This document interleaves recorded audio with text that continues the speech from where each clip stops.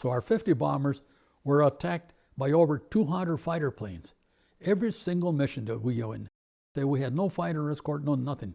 When our commander sent us off in England, they knew we were not all coming back. And that's the fact. When I was shot down my second time, the one over Kiel, we lost 25 bombers out of the 50. But, they were marching through us. After a while, one of them fell on his knee. That was a no. See, on their march and our march, if we didn't march, they'd shoot you. They'd put a bullet in your head, one bullet per person.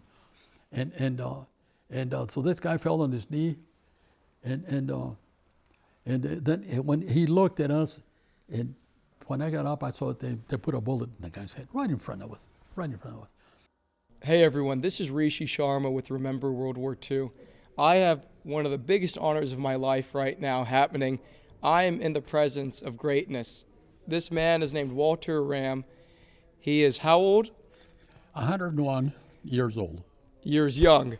He is an inspiration, not just what he's accomplished in the war, but also his life after.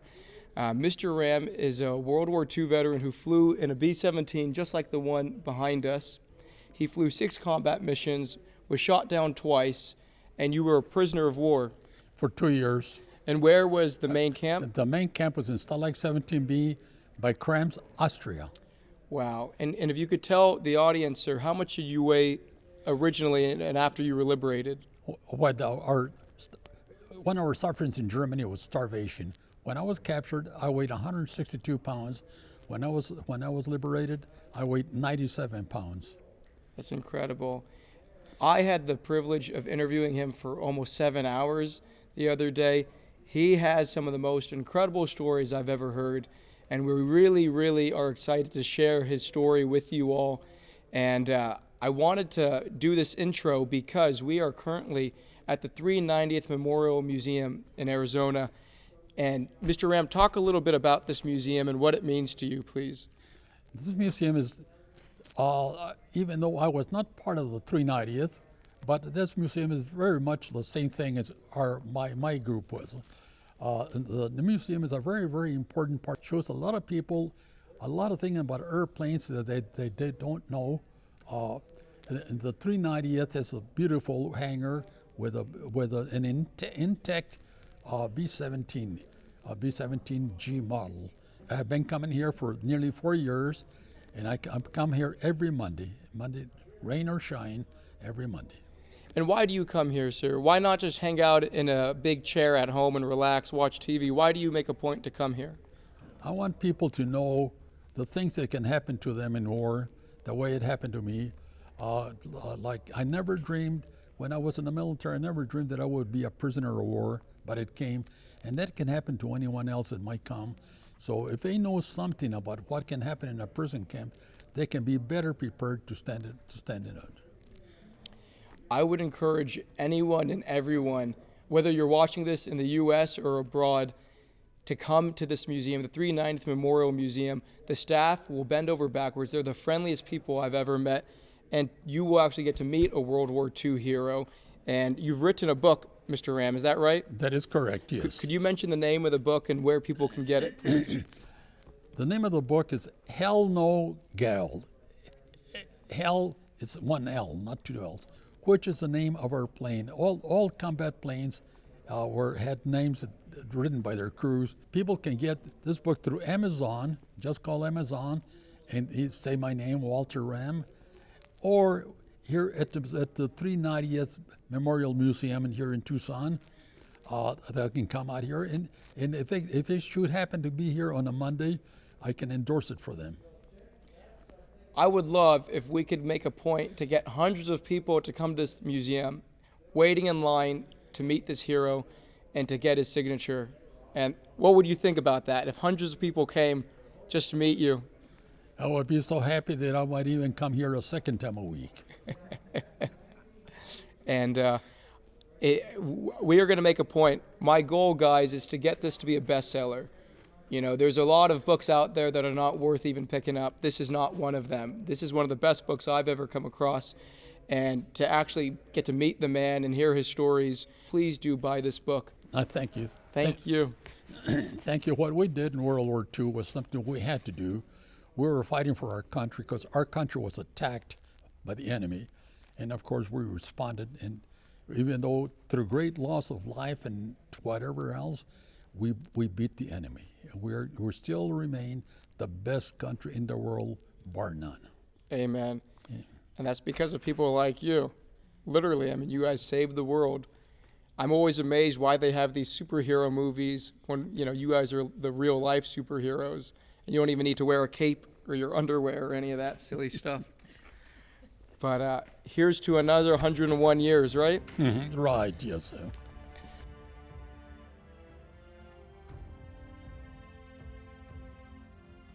Hello, everybody.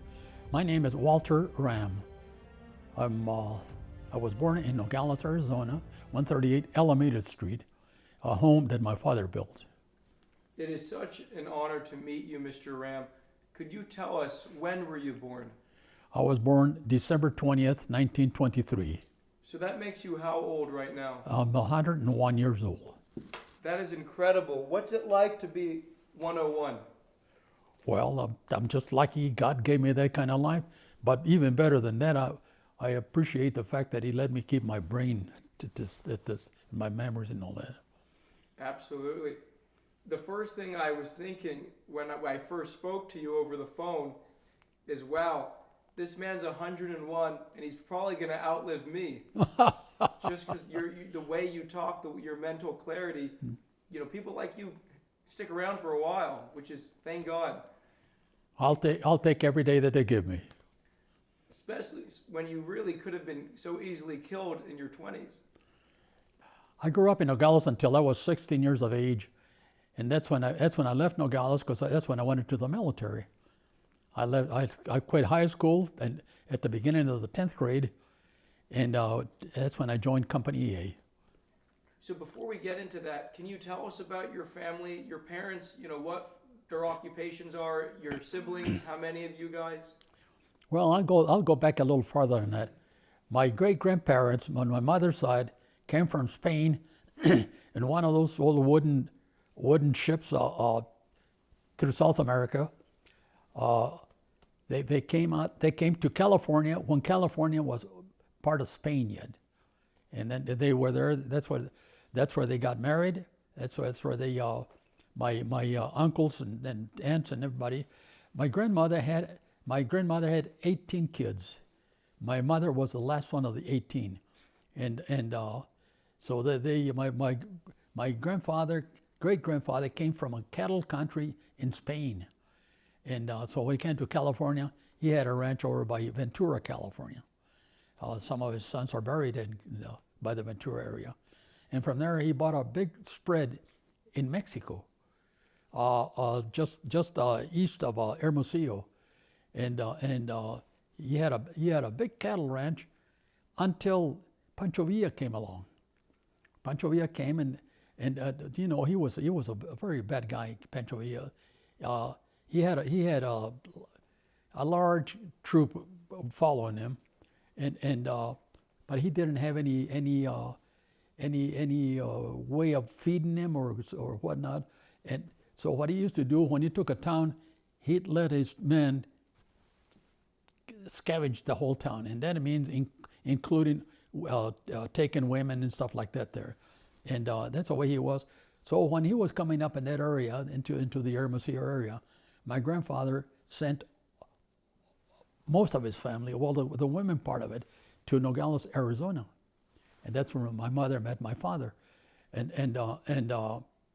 Pancho Villa came out there, and they destroyed his ranch. And they got him, and they were going to hang him because his sons had gone into the military on the government side. So they were going to hang him. They took him to Hermosillo, to the city, and they were going to hang him the next morning. My grandfather there was a fellow that was a friend of my grandfather's that was in Pancho Villa's group, but he liked my grandfather, so he went and he told him, Mr. Andrade, you better get out of here because this guy's going to hang you. He hung a lot of people. And so he turned him loose, and my grandfather came to Nogales, Arizona. He never went back. He stayed there. That's where he died. That's where he's buried. Thank you so much for sharing that. And tell us about your parents. My parents, my father was a machinist. What would you call a machinist? He worked on the lathe and stuff like that there, and he was good at it. And they used to get a lot of work because of his ability to get those big crankshafts from the mines in Mexico and whatnot. They used to send him, and he that's what he did until Depression came. Well, let's see. No, wait. I'll go back a little. Before that, he worked at the power plant. He was the main electrician at the power plant. And when Depression came, the Great Depression of 1932, 33, 34, 35, when that Depression came, they let him go. They let everybody go. They brought the big shots from a Phoenix office. They brought him down, and they ran the power plant. So we had a rough time financially. We had everything else. We had a house. Not everybody had houses then. They rented houses. We had a house. We had a car. We had everything, but we didn't have any money. So that's where all of us used to work. My brother Alex and I especially. We used to clean fields. We used to sell ice that dropped from the cars that were loading ice on them. We used to do everything, sell newspapers also, and we'd give that money to my mother for groceries and whatnot. And so we went through the whole thing. We didn't have any parties or nothing like that at that time. Nobody did, because things were too tough then. But my brother and I saved enough money to buy a Model T Ford, and that's the one. We bought it for less than $100, and the guy that sold it to us because he bought a 1927 Chevy, and ours was a 1925 Model T Ford, all beat up. But my brother Alex was very good at mechanics, and so he had the whole thing running. So that's a Model T that we had up until we took off for the service. What became of it then, I'll never know. Thank you so much for sharing this. For those who don't know, could you describe Nogales, Arizona, back when you were growing up? What was there? Nogales is very, very small. Well, at that time, maybe the population could have been about 3,000 or something like that there. It was very quiet. The Nogales was very small, and very few people had cars. You could tell whose car it was just by the license plate. There was a few that we used to remember, say, it had a big L and a number or two numbers, very, very small. And there weren't hardly, like I say, not too many cars in the streets.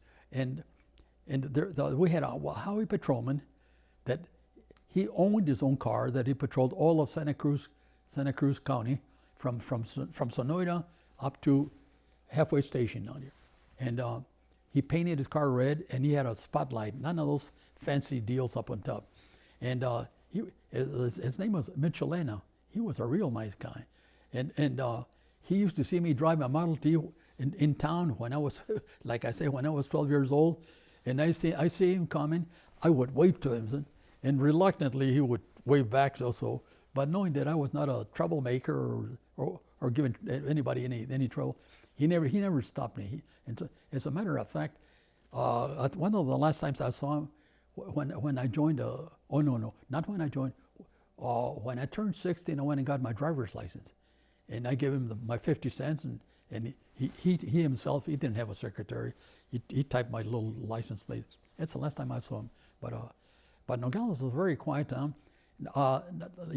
Now people from Mexico come over and buy groceries and clothing and whatnot at American stores, Walmart, and also. At that time, it was just the opposite. People from Nogales, Arizona would go to Nogales, Mexico and buy their groceries and whatnot. We did that a lot of times.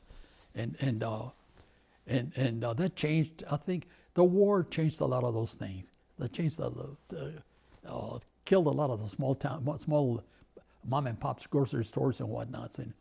But anyway, Nogales was a nice, quiet, peaceful town at that time. And a lot of the guys went to the service. Nogales lost a lot of guys, dead guys in the military. Thank you so much for sharing this. Could you please tell us how many of you were in the family? There were 8 siblings. My parents and 8. There were 6 boys and 2 girls. My 2 oldest, the 2 oldest were boys, and then a girl. Then the two of us guys and a girl, and then the 2 smaller boys. And can you tell me, who did you get along with the most? Who did you spend most of your time with within your brothers or sisters? Undeniably, it was my brother Alex. We and I were together all the time. We were adventurous. We used to play together. We used to play with the other guys in the street. When we got together, we bought this Model T Ford, and we used to go all over the place in it. We were quite loose, quite like I say, adventurous. Being that we never gave any trouble and we were home when we were supposed to, my parents didn't worry about us too much.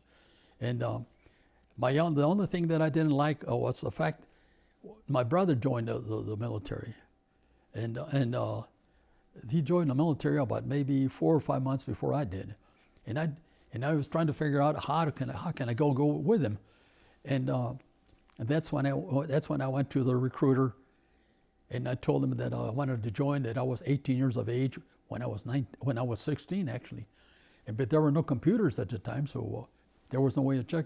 The trouble that I had was that I didn't weigh enough. I was a kid that was 5'7" tall, and I weighed 116 pounds, and I had to weigh 118. So he turned me down the first time, and he says, "Go home and stuff yourself with bananas." So I went home. I don't know where I got the bananas, but I stuffed myself with bananas. I went back 2 days later with bananas coming out my ears, I guess, and the needle touched the bottom part about 118, that I supposed to have been. So he says, "Okay, you're in." That's when I joined the military. I went and quit high school, and went off to the service. I came back. I see, at that time you could join for 1 year. I joined for 1 year, and when the deal was up, we were in maneuvers in Louisiana, and they pulled me back out. They brought me back, and they gave me a discharge. So I came back home. I was going to join the military. I was going to join going back to high school when Japan bombed Pearl Harbor. And being that I didn't want to go back to the infantry, I got a ride with Michelena, with the highway patrolman. Got a ride to Phoenix, and I joined the Air Force. When I was going up to Phoenix, I didn't know if I was going to join the Air Force, the Navy, or what. Anything but the infantry, because the infantry used to be different than it is now. And when we got to the recruiting stations by the airport in Phoenix, there was one parking space. There were 4 or 5 recruiting offices, and there was one parking space right in front of the Air Force, at the Air Corps at the time. So I guess that's why I joined the Air Corps instead of the Navy or whatnot. I went to join the Air Corps, and then when I joined, I told them I wanted to go to pilot school, but I couldn't because I didn't have a high school diploma. So I didn't have a high school diploma, and so when I found out that if I became a radio man, I could fly. And I don't know why I wanted to fly so bad, but because I had never been in a plane in my life. And so I went to radio school. And not only that, when I graduated from radio school in Illinois, I was elevated from private to staff sergeant. And from radio school, I went to gunnery school. That's where I first went on a flight in my life. It was a single engine AT-6 plane. And the pilot had his plastic bubble, and right behind the pilot was an open hole. That's where the trainee went at with a machine gun on a swivel. And the pilots didn't like us at all because we were staff sergeants. You just come out of radio school, and they themselves were only buck sergeants. So at the beginning of the war, everything was different than later on. And today, everybody's a colonel and everybody else. They told them, "Be careful with these guys. They've never been on a plane in their life, so take it easy." So as soon as we got on the plane, as soon as we took off, the first thing the pilot said was, "Go all over the place."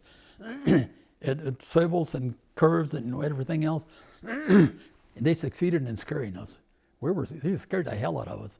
But after a couple of 2 or 3 flights, we got used to it. So we weren't scared anymore.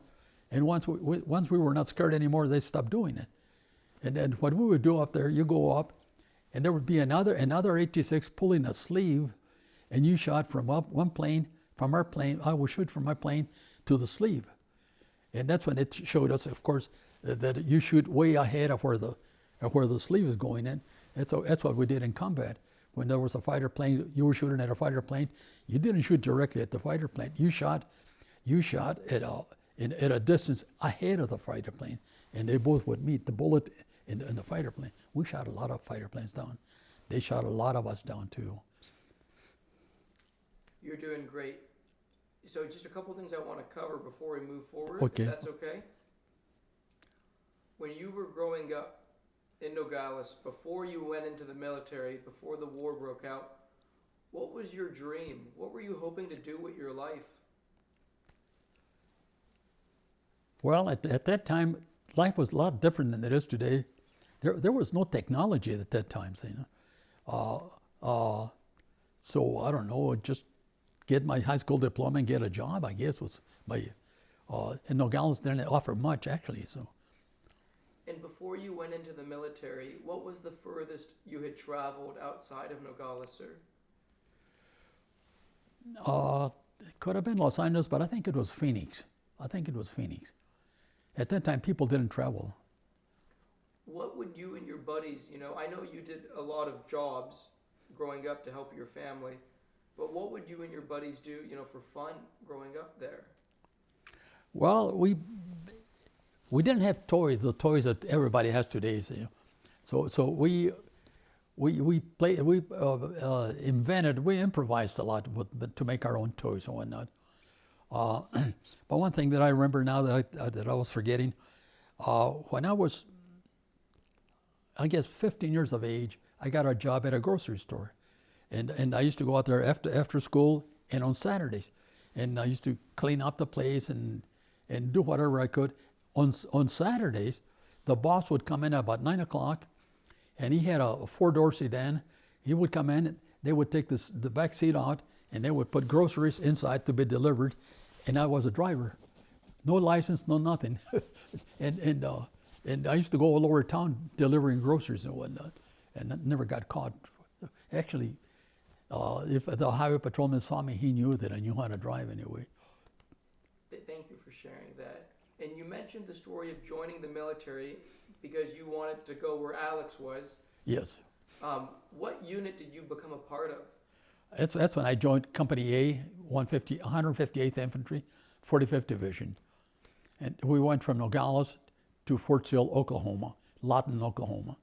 We were there almost 6 months, and from there we went to Camp Barkley, Texas, and Abilene, Texas. And we were there, 4 or 5 months, and from there we went to Louisiana on maneuvers. The largest maneuvers ever held in the United States. And in those maneuvers, there were guys in there like Eisenhower, Patton, Bradley, and all those big generals we had in Europe anyway, in World War II. They were in those maneuvers. And that's when my 1 year was up. They brought me back to Abilene to give me a discharge, an honorable discharge, and I went back home. And I was figuring out what to do. I knew I was going back to school, but when I decided I'm going to go back, that's when Japan bought Pearl Harbor, and I figured they're going to take me back. I was fully trained for the infantry. At that time, there wasn't much to learn, and so that's when I went and joined the Air Corps. And I would like to know, how did you actually hear about the attack? Like, what were you doing when you heard about the broadcast? I was in town in Nogales. I was by the city park, and there were some people, some guys sitting there, and they were talking about it. And that's when I first heard about it. What is that like, sir, as a young man, to hear that your country has been attacked? Well, the first thing I thought of is that they're going to take me back into the infantry, and I don't want the infantry anymore. The infantry, the only thing I learned in the infantry was how to disassemble and assemble machine guns, rifles, and BARs. The BARs are like a rifle that shoots several bullets, like an automatic one, and a lot of hikes, a lot of 20-mile hikes. And the 20-mile hikes, You had your backpack, you had your rifle or machine gun parts. You had, the machine guns were the water cooled, so you had to carry a can of water with you, and what I carried weighed almost as much as what I weighed at the time. Those are hard, but I never give out. Every so often we would stop, we would get some salt pills from blister bags that they would put on the roads, salt pills in water, and keep on going. A lot of guys fainted. A lot of big guys, strong guys, and me a little piece. I held my own. They respected me for that thing. And just to be on the same page, you were with Alex the whole time, right? Yes. So did you guys, get into any mischief together? Yeah, well, he went more with his friends, should we say, and now I went more with some others. There were 2 or 3 other young guys in there, not as young as me, but they were young, and those were my friends. So that's when we started separating. And do you want to mention what actually ended up happening to Alex? You mean in the end? Well, because after your 1 year was up, you went to the Air Corps. What did he do? Oh, well, he stayed in there. He couldn't get out because he was signed up for 3 years, and then from there they went to Panama, and Panama they trained jungle fighting and this and that, and that's where they got their name, Bushmasters. And from there he never went back home again. From there they went to the islands, to the Pacific, and from there he didn't come back. How old was he? He was 22 when he died. And my oldest brother, he was the oldest one in the family. He was 26 when he died. He was in the Air Corps, but ground forces. He wasn't flying. My 2 older brothers were in the Air Corps. They joined in January 42, which right after the war started. Joined in January 42, and from there they no training and nothing. They took him to Boston. They went to Australia. It took them a long time on account of the ship had to make go different. Let's just get away from submarines and stuff like that there. Yeah, the zigzag. Mm-hmm. And so they went straight to Australia, and from there they went to the islands, wherever they went to. There was this other fellow by the name of Joe Yanis, who was in the infantry with me, and he came out with me, and he went when I decided I didn't want to go back in the infantry. He was of the same thought, so both of us went and joined the Air Corps, and I went to radio school, and he went to airplane mechanic school, and I started flying and all this and that, and we used to communicate. I forget whether we rode or saw one another every so often, but he was not in the same base as I was at, because I was not ever in one base. My training was in Tucson, Davis Mountain, in Colorado, Pueblo Air Base, Bakersfield, Texas, and places like that there. We were there for a month and a half, and then go to the other one, keep on training. So Joe Yanis became a mechanic and so. And one time he asked me, "Is there any chance that I can go to flying the way you're flying?" And I told him, it's very simple. I told him, I think you have a very good chance. If you're a mechanic, they need flight engineers in planes. That's what they call the mechanics on the flight. Just go tell them that you want to be that you want to fly it, and you won't have any trouble. He did that, and he started flying. He went flying. He went to the training and so. He went on a B-24 to the Pacific. I was in prison camp already. I didn't know about it till I got home, but they were shot down, and he died on the flight. Wow. Yeah. Just to jump back to your story, you had just told us about the gunnery training when the planes would pull the sleeves and you would fire. So from that station, what happens to you? Well, once we got through, by the way, we used to fly over Padre Islands, and Padre Islands supposedly had only wild sheep, no people in it. And today it's a luxury place out there. It's a high tone place. But anyway, we had to put so many bullets in the sleeve, and so many planes would shoot at that sleeve but our bullets, like my bullets would be, say, red, and other planes' bullets would be blue or yellow or whatever, and that's how they counted how many times we hit that sleeve. And if we hit it all, we graduated, which I did. When I graduated from there, they made me a tech sergeant. And from there, we went by train all the way up to Wyoming, and then went down to Vegas.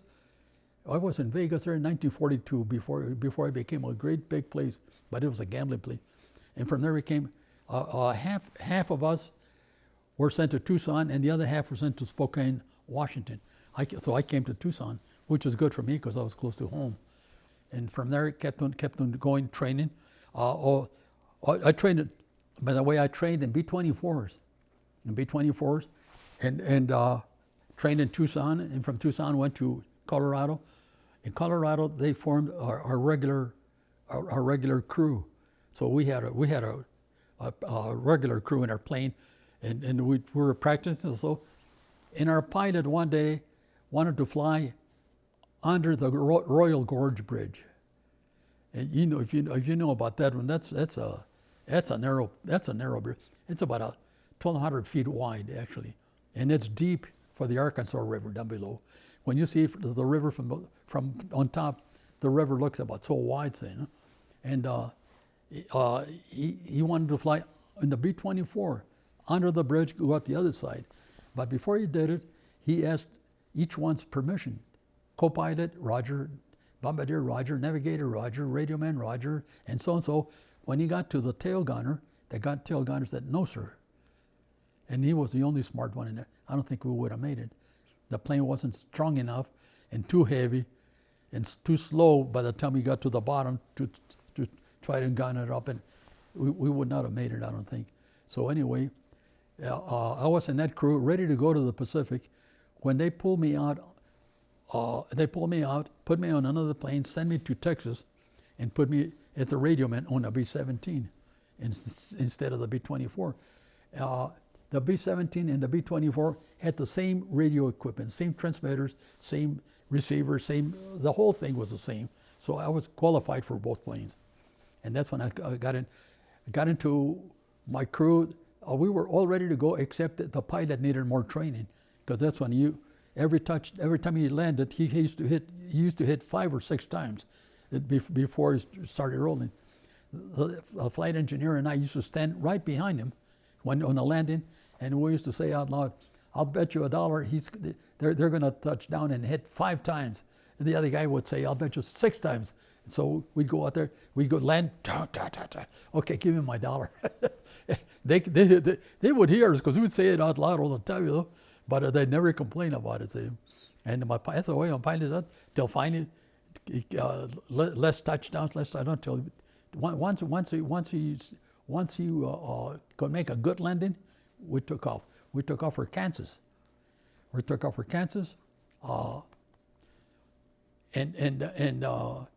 before we took off for Kansas, we had to come back to Tucson. We came to Tucson for modification work on our plane. The plane is the one that's in the picture of my book. They did some work and so and so and so. When we were ready to go back, the pilot says, you guys want to go see the Grand Canyon? So I told him, sure. So we flew. We were going back to El Paso, but we flew to the Grand Canyon, and we didn't land out there at all. But we flew inside the Grand Canyon. See people walking around it, you'd have to look up the signs. We flew from one end to the other end, and we flew from one end to the other end, and came out, and then went back to Texas. From Texas, went to Oklahoma, to Salina, Kansas. In Salina, Kansas, they checked our plane. Okay. In Salina, Kansas, they checked our plane. They checked everything: the engines, our parachutes, just about everything and anything in the plane. They checked everything, and from there we were going. At that time, you could not cross the Atlantic on a plane. You had to go either the south route or the north route. The south route took you to Florida, took you to Brazil. You jumped over to Africa, and then you went north. And when we left Salina, Kansas, and our first stop was Biloxi, Mississippi. And before we got to Biloxi, one of the engines started burning. And we made an emergency landing in Jackson, Mississippi. And they took the engine out, so they found out there were iron filings inside. Whoever was checking the engine was put iron filings. So anyway, and then they checked our parachutes and everything, and our parachutes had been cut. The strings had been cut. And I don't know what happened. People have asked me when I've told them, like here at the museum where I'm a docent, they asked me, did they ever catch those guys? Well, we didn't know because we kept on going, you know. And anyway, before we got through in Jackson, Mississippi, they changed the 4 engines because one of them was sure sabotaged. And they didn't know about the other ones. And we were going to go overseas. We were going to go to combat in that plane. So what they did, they put 4 brand new engines in the plane. And meantime, we had a tremendous time because we could not stay at the little base in Jackson because that was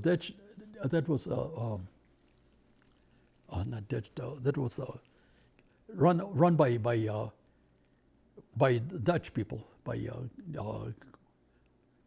by Holland, or I don't know, maybe the other country there. Anyway, so we stayed in the hotel in town, at the Heidelberg Hotel, and we were on the top floor of residence of the staterooms, and above us was the dance hall and all the stuff like that. So once we got there, we dressed up and we put on our uniforms and so, and then we went upstairs. When they opened the big old door, the white doors that they had, people were dancing in there with a Glenn Miller type orchestra. And when the orchestra leader saw us standing over by the doors, he stopped playing, and people looked and saw us, and then they opened up a plethora, and we walked in real as if we were, say, combat ridden or whatever. We thought we were real tough, and then the orchestra leader started playing "He Wears a Pair of Silver Wings." I always remember that.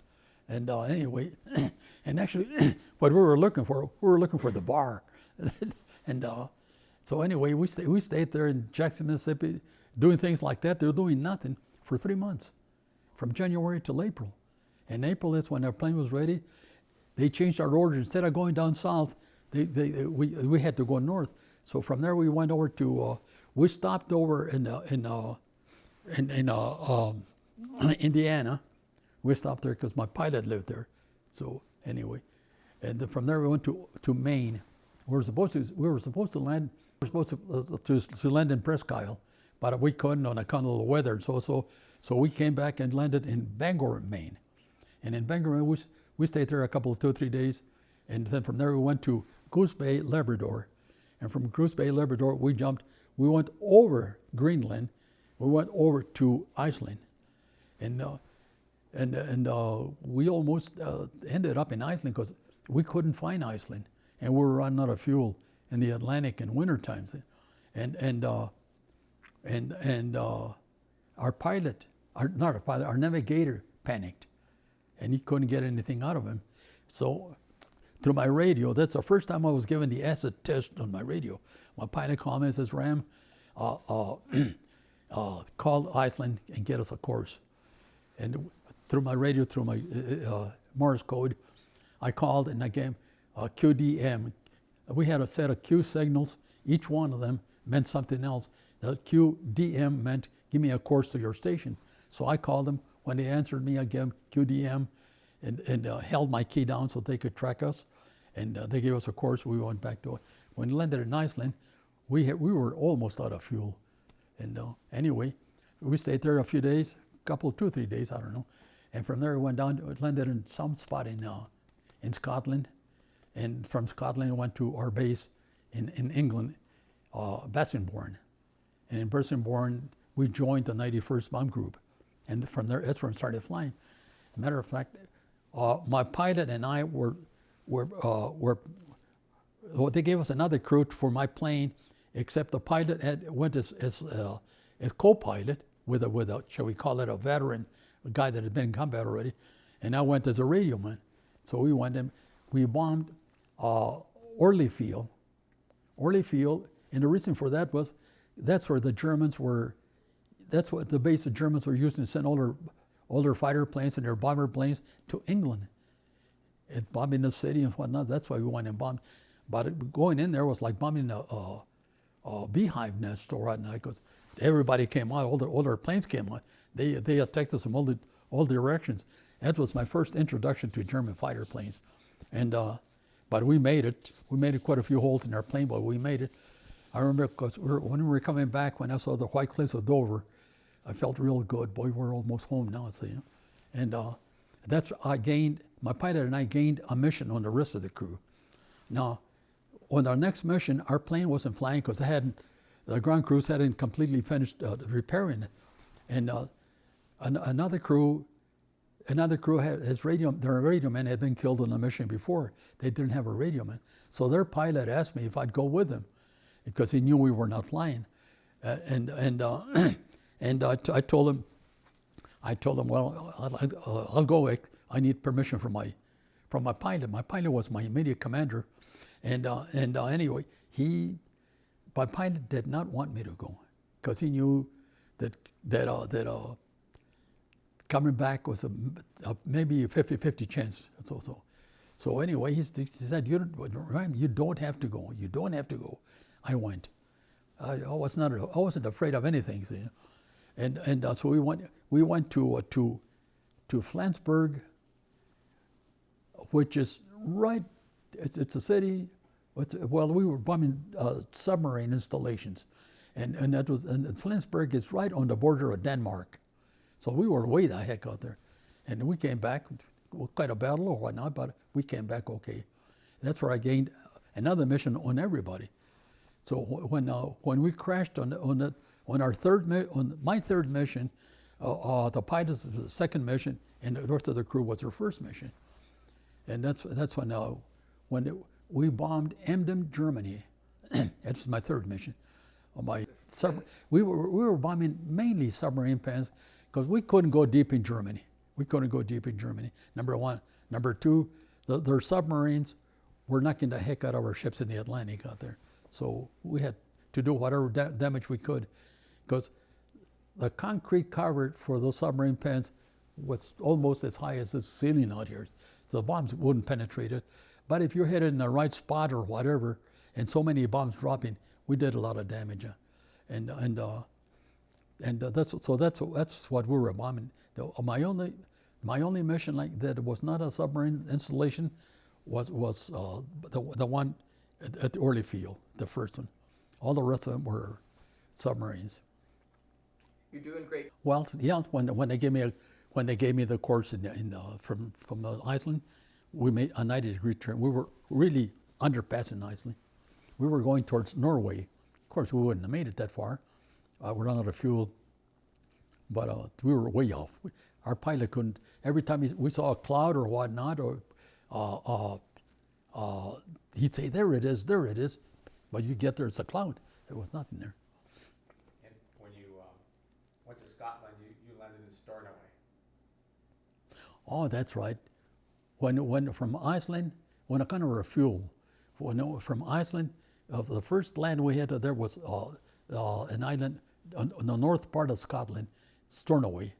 We landed there, fueled and whatnot, ate and whatnot, and then took off for England, our base. Thank you for sharing this. So before we get fully into your combat missions, there are just two things I want to cover. Could you tell us that story of when you first saw your crew, like when you first met the guys? Tell us that story and what that was like, please. Well, let's see. When I first met my crew, actually there were only two members in the crew at the time, and I happened to be the third, and the other ones came in real fast, so that's why I didn't mention much about it. But there was a pilot and the flight engineer, Tom Hamilton, and so there were Ham and Ram, and one of the first ones to come after that there was our co-pilot, and we were looking at in a program of our crew. So and so the co-pilot was Wilbur Meyer, and Hamilton and I were laughing. He said, "This is Wilbur, like in the cartoons." We're laughing, and a deep voice in the back says, "That's okay, boys. Just call me Bill." and so we called him Bill after that. There, and as a matter of fact, Bill is the reason that we named the plane Hell No Gale, because we were in Mississippi when they were repairing our plane. We decided to name our plane, so we were thinking of different names. And Bill was the only one married out of the 10, and he says, "I want the plane named Corky." Corky was his wife's nickname. She was a beautiful woman. She was about this much taller than he was. When he says, I want the plane named Corky. And so 9 of us, the Mike says, "Hell no." So we thought, I think that's how our plane got the name Hell No Gale. Could you please tell us, so does the Air Corps just randomly assign crew members to each other? How did you get introduced to the pilot and the engineer who were already, you said, together? Mm-hmm. You know, like did they just bring everyone into I've heard different stories from different veterans where you get to choose your own crew, you just walk up to some guys, or sometimes they automatically just assign? Actually, crew members were assigned to that crew. Somebody, someplace else, they assigned it. We were crew number 10. And so let's say Elson Frost, the tail gunner, he was assigned to that. Chuck Lewis, the ball turret gunner, is also Paul Hunt, one of the waist gunners, is also Herman Hilbert was the top turret gunner. So no, they were all assigned to that plane. You didn't choose, no. And who did you end up being closest with amongst the crew? Tom Hamilton. We used to go chase girls and everything else together. And well, we were just crew members in the plane. And what was his role? Flight engineer. And who was the pilot? Oh, our pilot was Willard Remke. We just called him Lieutenant. That's all. And he was the old man in the plane, and he was the old man in the plane, and he was about 25, 26 years old. So everybody in the plane was young. What did you think of him as an officer, as your captain? He was a very good leader. We would have gone with him any place. As a matter of fact, one time when we were going back, we had a bomb that didn't dislodge, it didn't come out. And we did everything we could. We kicked it and we did everything else, trying to let it loose, drop it over the channel, over the English Channel, and it wouldn't come out. So Ramke, our pilot, asked us, "You guys want to bail out?" Because that's what they did generally. They bailed out. If they came back with bombs, they couldn't get out. And we asked him, "Are you going to bail out?" He says, "No, I'm going to take it in." So we told him, "We'll ride it back in with you." And so we landed with one bomb that was hanging on one side, and luckily nothing happened. The bomb stayed on there. The guys on the ground that took it out, they had trouble unhooking it. No, but he was a good leader. We'd go with him any place. Now the co-pilot was a different one. Co-pilot, I wouldn't have flown. I understand possibly our pilot was going to be made squadron commander, and they would give us another pilot. And Bill Meyer told us that if Remke became the squadron commander, he was going to be our pilot. We didn't tell him no, but we would not have flown with him. He was not reliable, put it that way. You know, well, further up in the story, I'll tell you more about him. Sure. Mm-hmm. Thank you for sharing this background. The only other thing I wanted to ask about your time in the States is, you grew up in Arizona. When you were going to these different stations, in particular when you spent the 3 months in Jackson, Mississippi, what do you remember about segregation? Well, in Nogales itself, there was no segregation. Nobody ever thought about that. And we did have a couple of black families, the husband, the wife, and each one of them had a daughter. No, they were just people like everybody else.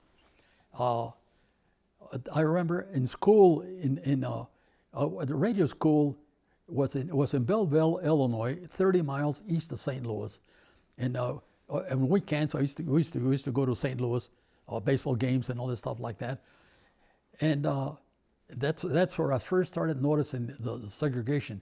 One time we got on a streetcar, and some blacks that were sitting in the middle, I'd say we sat in the middle, they had to get up. They got up and they went to the back of the bus. So us, because we were white, we could sit on those other seats. That's when I first noticed it. I didn't like it, but that's the way it worked. Later on another occasion, so the blacks were in the back seat, and some more whites came on, and so they had to get off. They got off completely, but that's the first time I noticed the blacks. And after that, I hardly noticed that at all because there were no blacks in the service at that time. Yeah, or they kept them segregated. Yes. So you were taking us through your time, your missions. Could you go over that first mission when you were going with a different crew, you and the pilot? Yes. Like, for those who don't know, like, take us through the mission, how you get briefed, when you wake up, that whole, what you have to do, the preliminary stuff, and what was going on in your mind. You've done all this training, and now you're about to get into combat. I want to put us in your shoes, please. First thing, they got you up real early in the morning so you can get some breakfast, because out of the 10 crew members, 4 of us had to go to a briefing. The pilot, the navigator, the bombardier, and the radio man. They all got their instructions, where we were going, the navigator, the type of weather, because celestial navigation they use, the bombardier, the target, and I got a code for our plane. If I had to call England, instead of using my plane numbers, I would use this code, and every mission the code was different, and from there we'd go over. And go over. The 4 of us would go over, get our parachutes, jump in a jeep, and go into the plane. To the plane.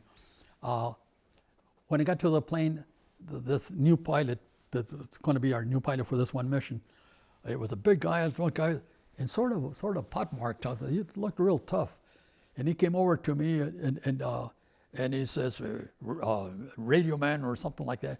Be sure and keep those earplugs in your ears. And so anyway, he looked mean. So in a sense, I was more afraid of him than I was of the German fighter planes. And when we went through the mission and all that, and when we came back, landed, he got off and he came over to where I was at. I figured, what the hell did I do wrong? So, and he came over and says, "Radio man," that's how the way he would talk. "You did a good job. So that was the end of it. That was my first mission. And it was interesting to hear that you got into quite a bit of action on your first mission. A lot, and I'm assuming maybe that's because you were flying so early in the war. But a lot of the veterans, the Air Corps veterans I've met, they talk about going on milk runs, their first missions. But yours was not. I mean, can you tell us more about what that first mission was like, the engagement you got from the German fighters, what you remember? I'll tell you the reason they told you that. In our mission, see, when we got to England, there were very few B-17s in England. And later on a mission, there'd be 200 to 300 bombers on a mission. Okay, when we were bombing, we didn't have enough bombers. Our missions we had only 50 bombers, and we had no fighter escort. And that's when the Germans, who had over 8,000 fighter planes, we would lift off from England, go up. Before we crossed the channel, we made our formations. And we made because by the time we hit Holland, just across the channel, we had to be ready to fight. And because that's where the German fighters were waiting for us. So our 50 bombers were attacked by over 200 fighter planes. Every single mission that we go in, and we, like I say, we had no fighter escort, no nothing. When our commander sent us off in England, they knew we were not all coming back, and that's the fact. When I was shot down my second time, the one over Kiel, we lost 25 bombers out of the 50.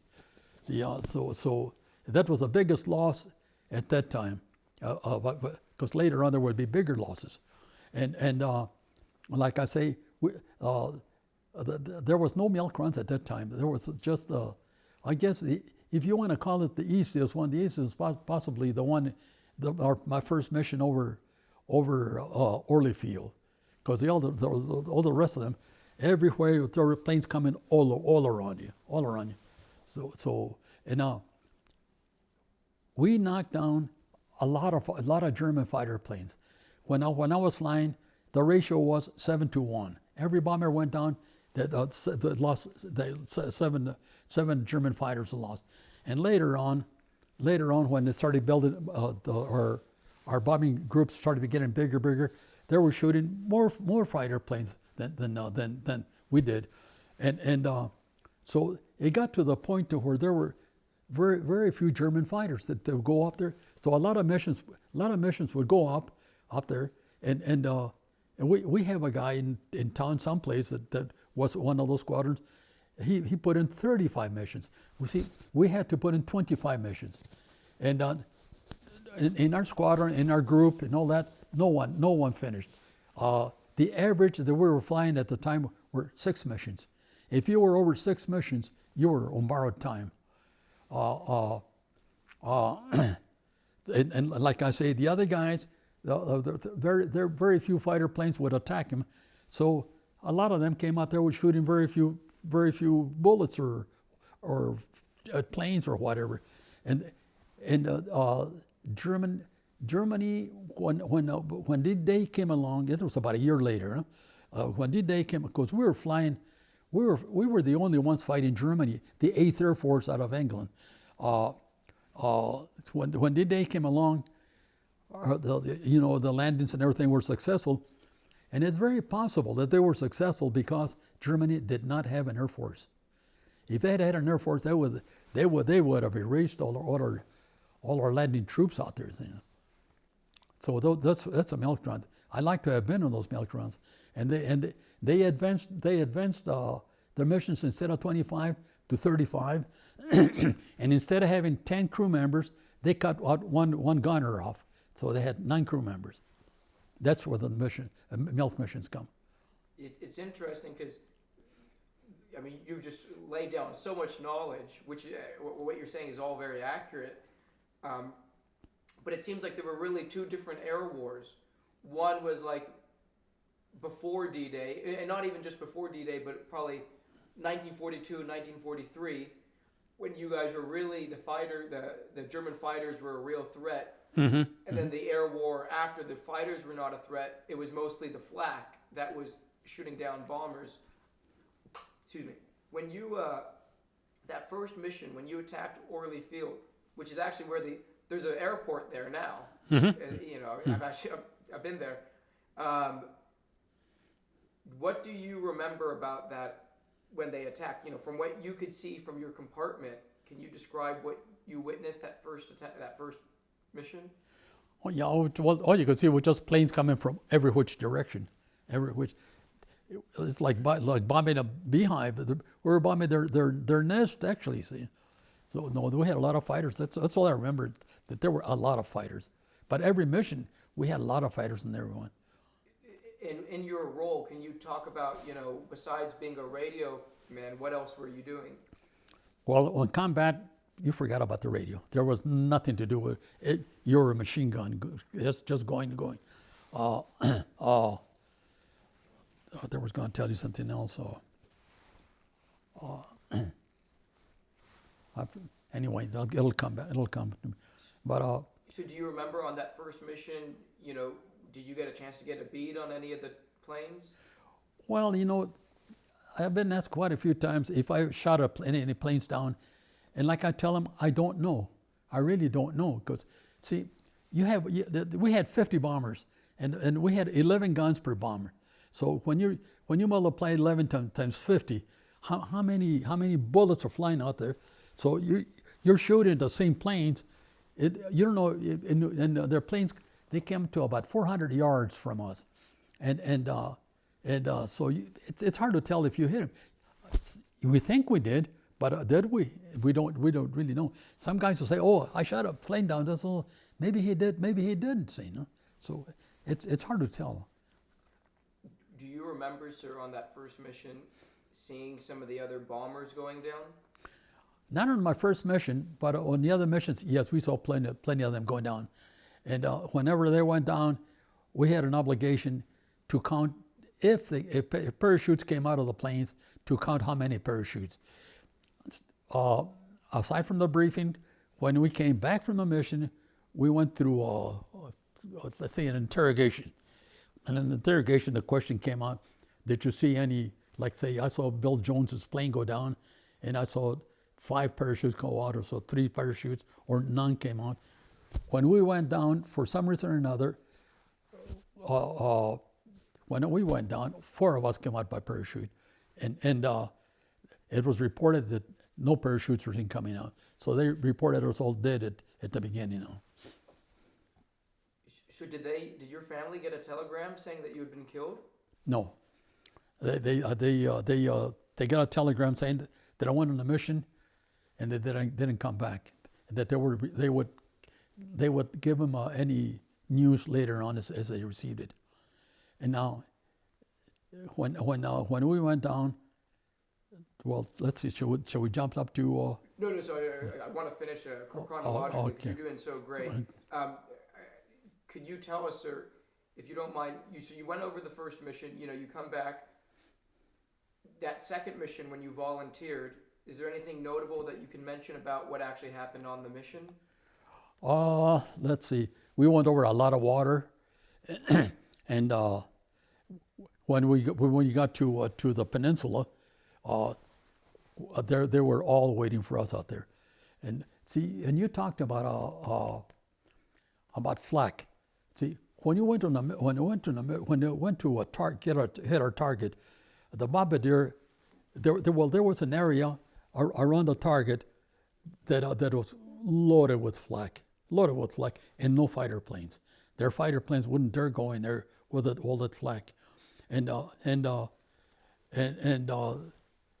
flak the flak killed a lot of German people, and I'll tell you why, because our bombardier had on his northern bomber side, he had the target on there, and he I don't care how much flak there was around it, we couldn't go around.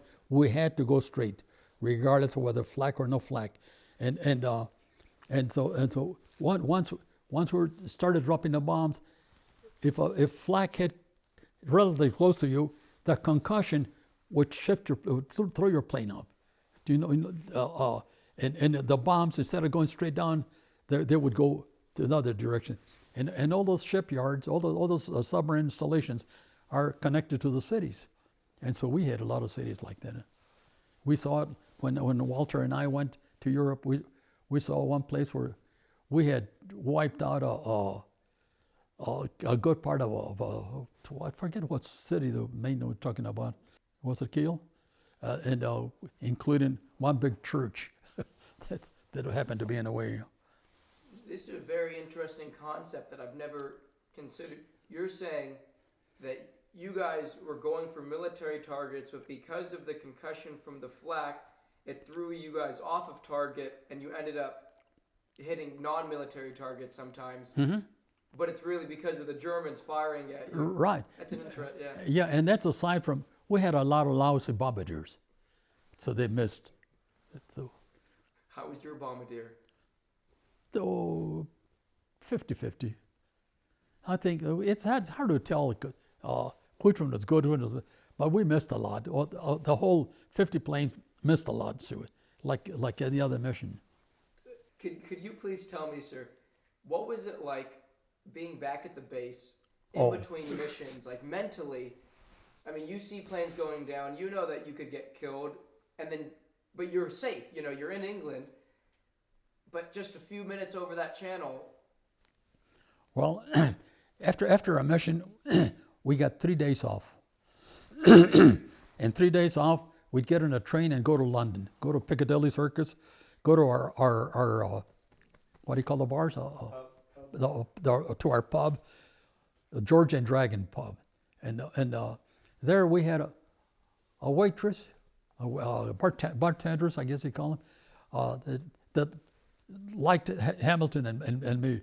And she used to save us, because everything was rationed in London, in England at that time. She used to save us a quart of scotch a piece. So we'd go out there and get together and so make our plans. Then we go chasing girls.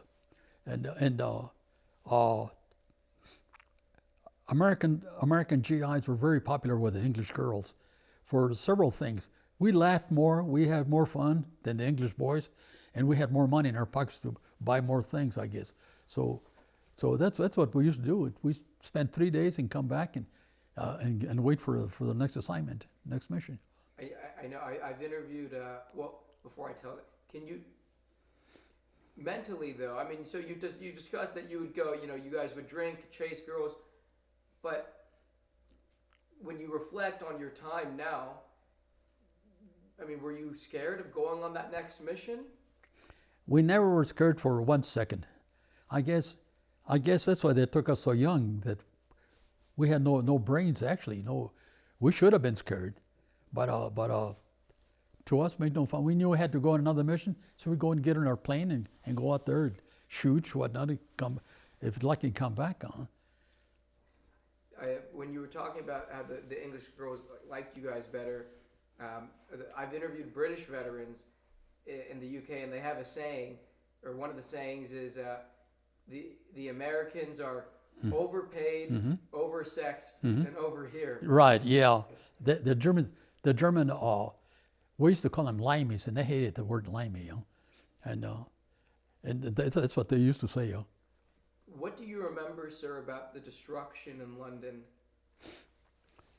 There were a lot of buildings. The buildings were, say, the ones that I recall, say about 5 stories high, say, and they built out of brick, and quite a few buildings that had been damaged on, say, on one side completely.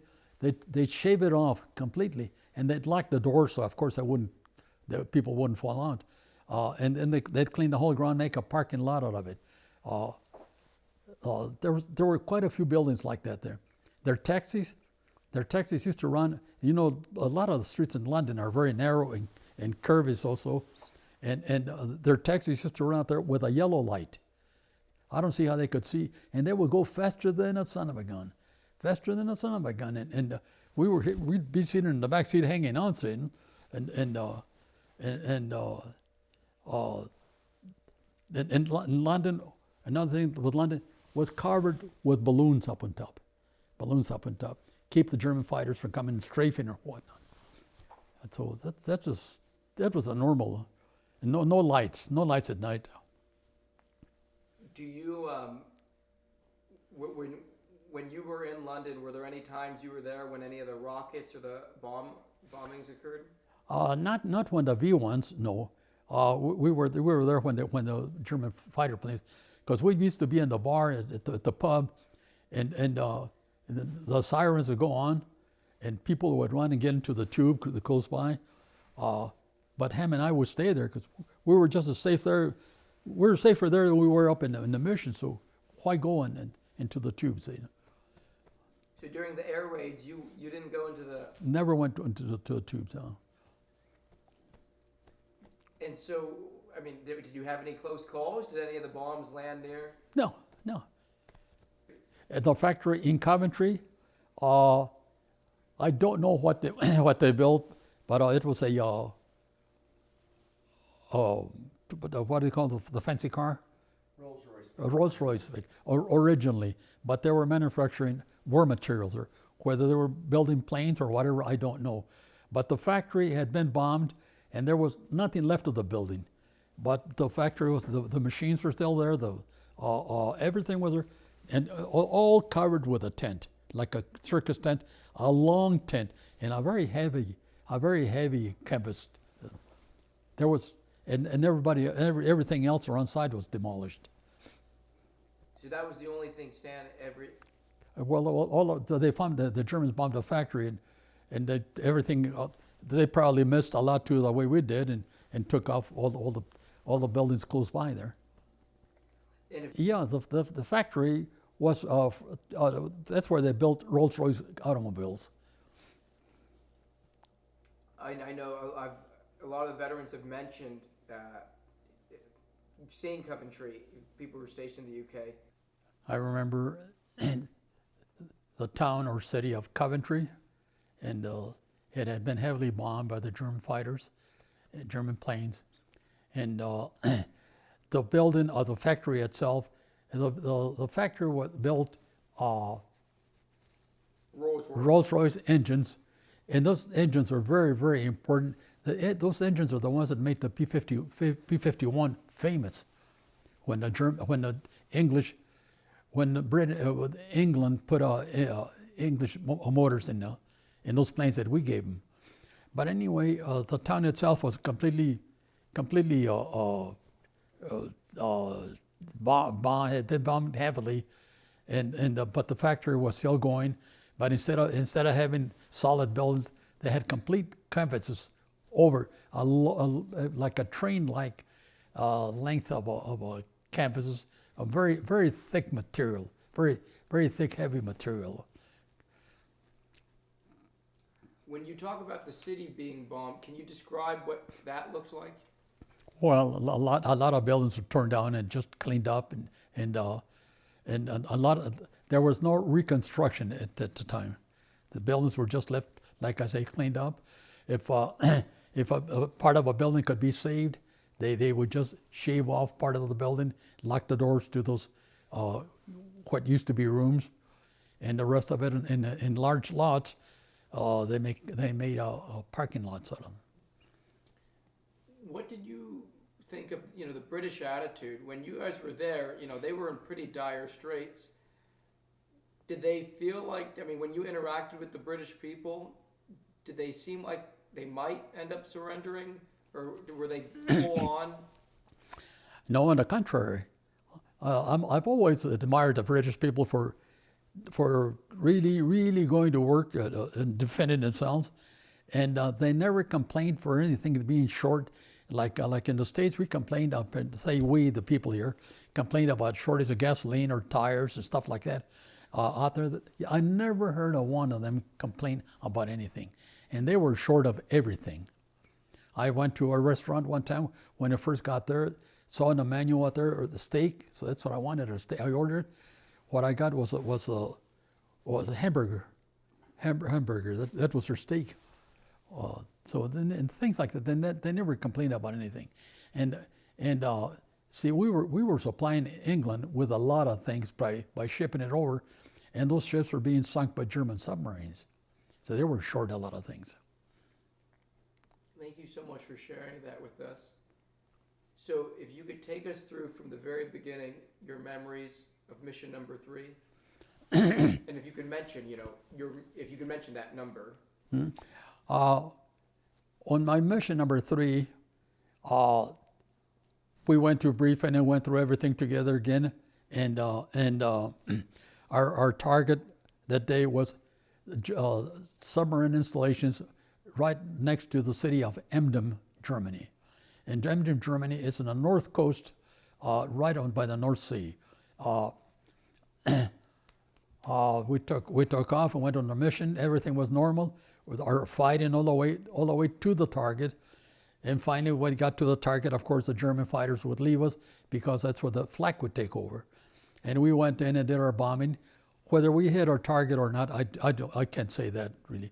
But I know we were doing a lot of damage to the targets. I say that because I don't want you to think that all our missions were lousy or whatever. No, we bombed. We destroyed a lot of things, and we bombed. We dropped our bombs and took off. And finally, we got out of the flak area, and the German fighters were waiting for us there.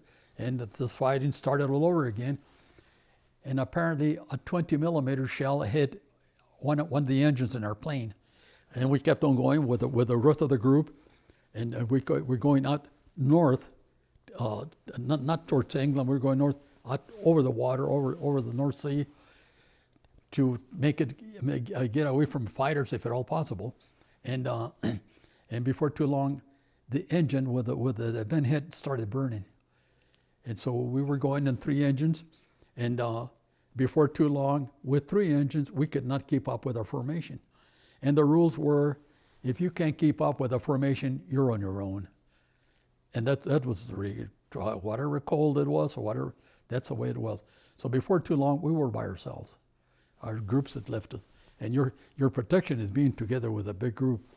And and so anyway, we kept on going out over the water, getting farther away from land.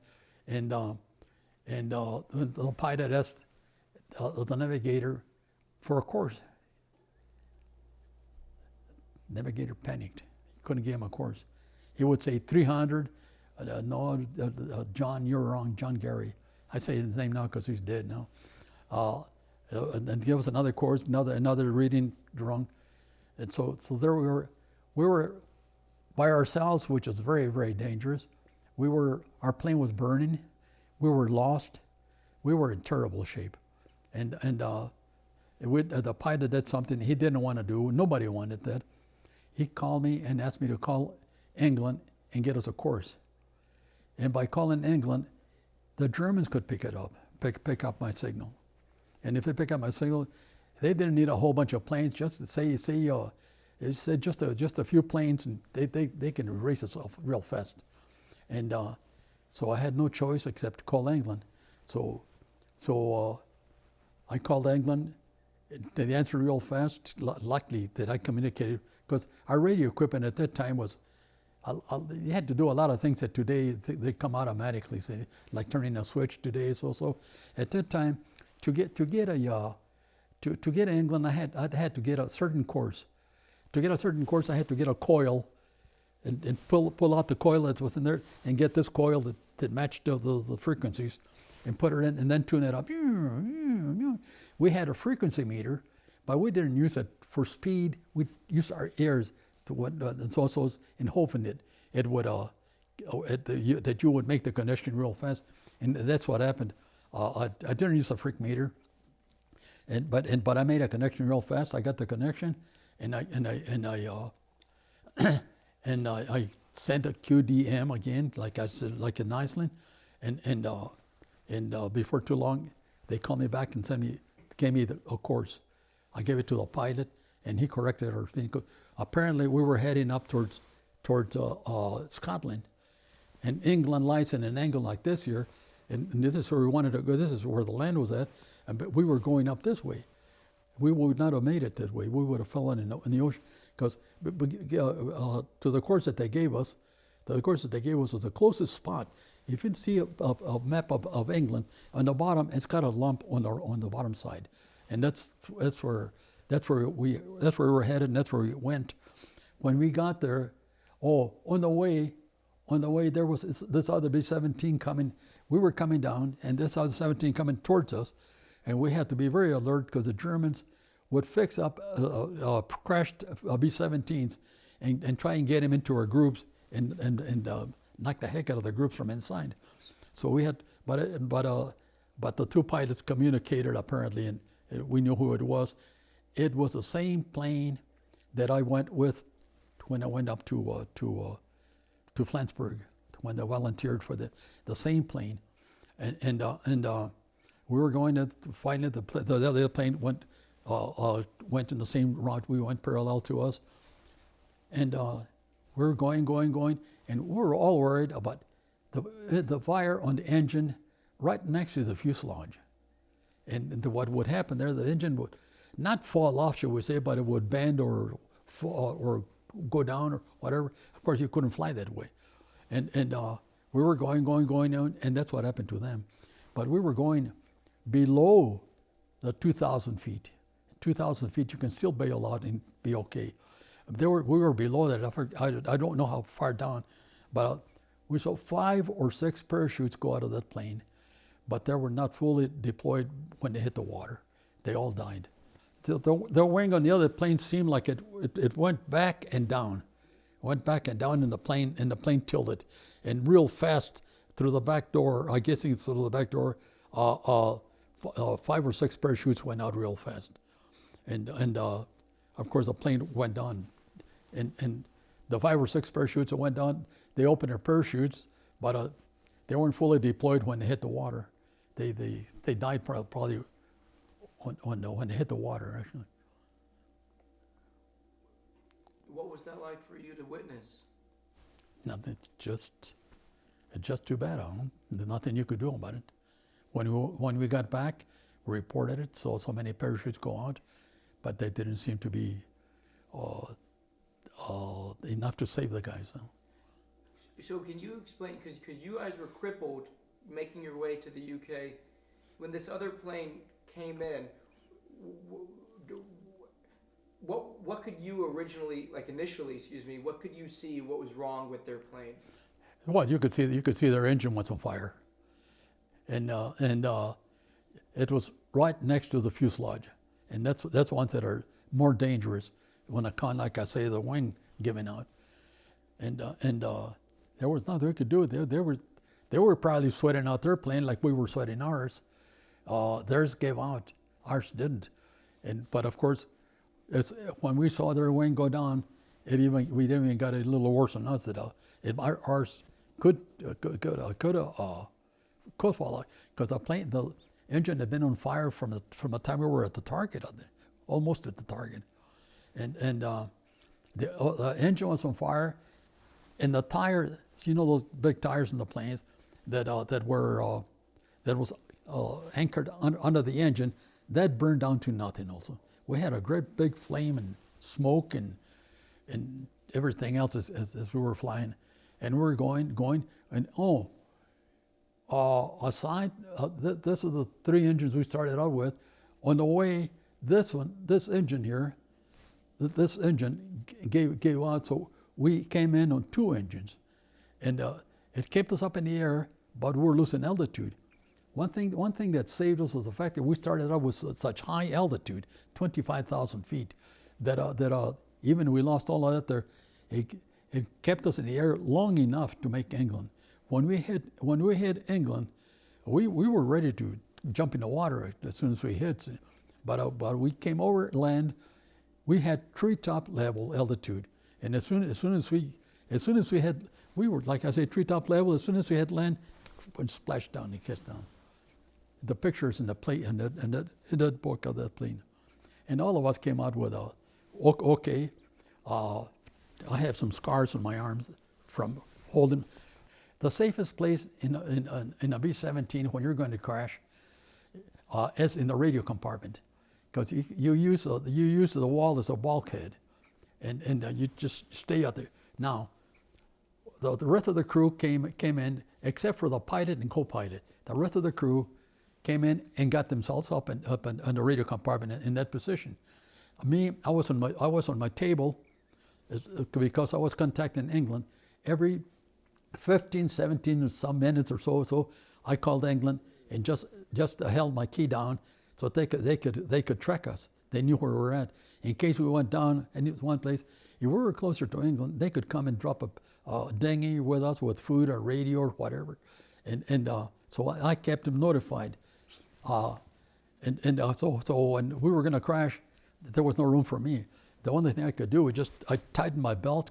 We had a seat belt, not a harness, just a seat belt, and I tightened it as hard as possible, and I put my arms in front. That's what saved my face being cut. And all of us walked out of there. When we crashed, we got it out fast because we didn't know if the plane was going to keep on burning, it explode or whatever, and so we all got away from the plane. Where exactly did you guys land? We landed in southeast, the peninsula of England. It's like I say, England is not straight up and down like that. It comes at an angle, And then on the bottom out here, it's got a lump of land, and that's where we came in. And so, but it was an open field right off the beach. For us, if we were lucky, there was an open field just with the weeds and stuff like that there, but no trees, no rocks, no nothing, because that field had been used by the Spitfires during the Battle of Britain. That was their base. Of course, it was abandoned when we went there.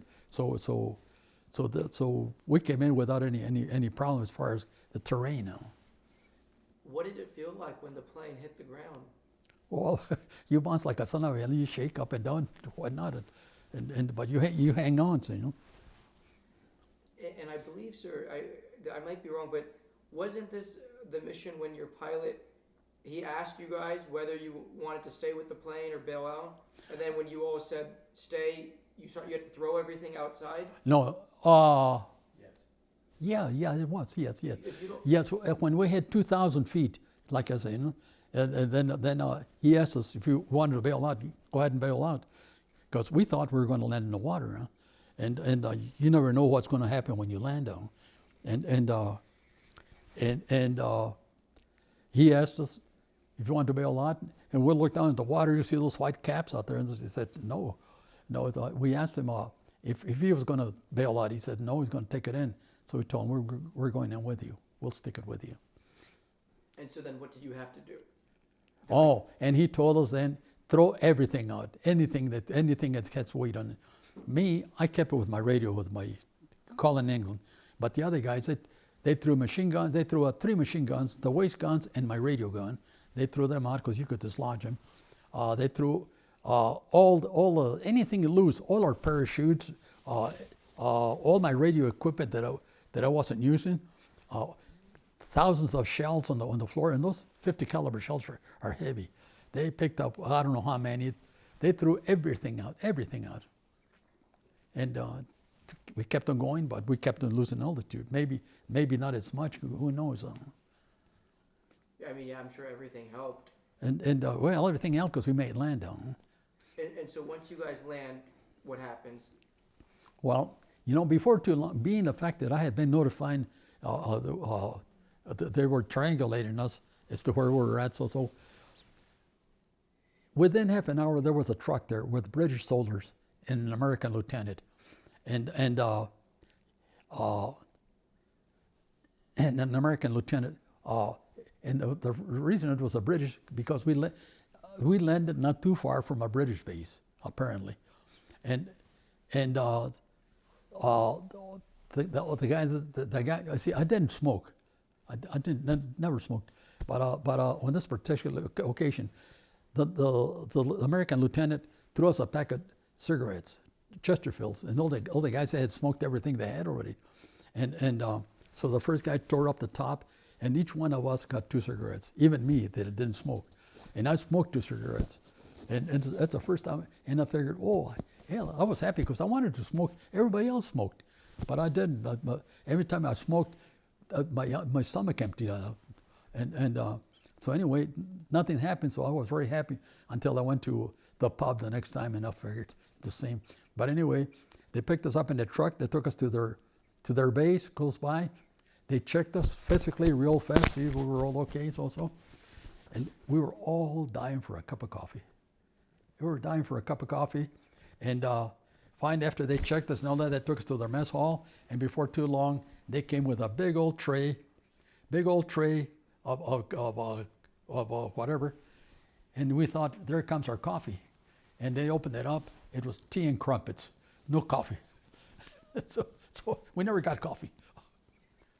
This was your 3rd mission. You get taken back after they gave you the tea and crumpets. Then what? They got us in a truck. They took us back to our base, and went through interrogation, and then got a pass. He went to town.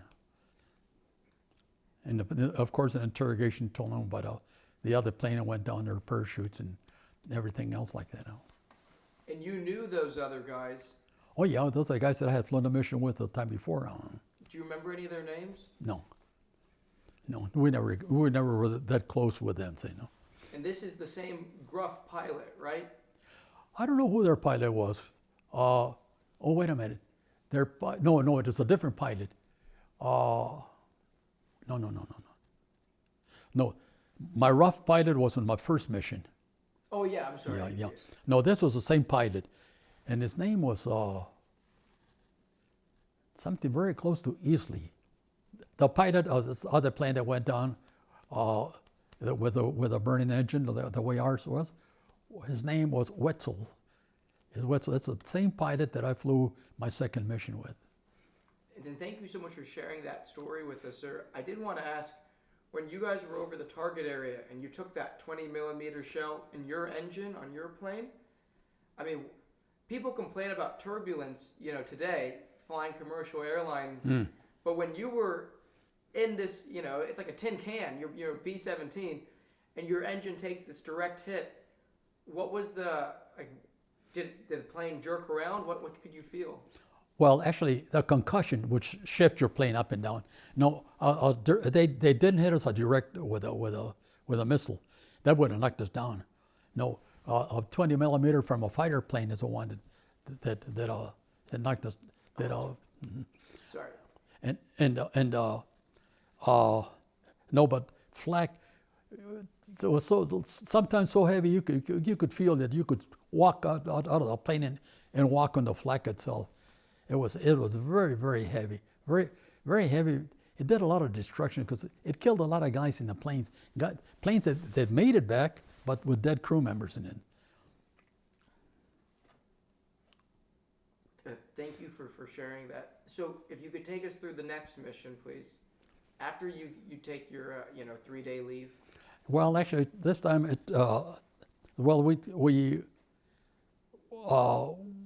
we took about a week or 10 days or something like that because we got a new plane.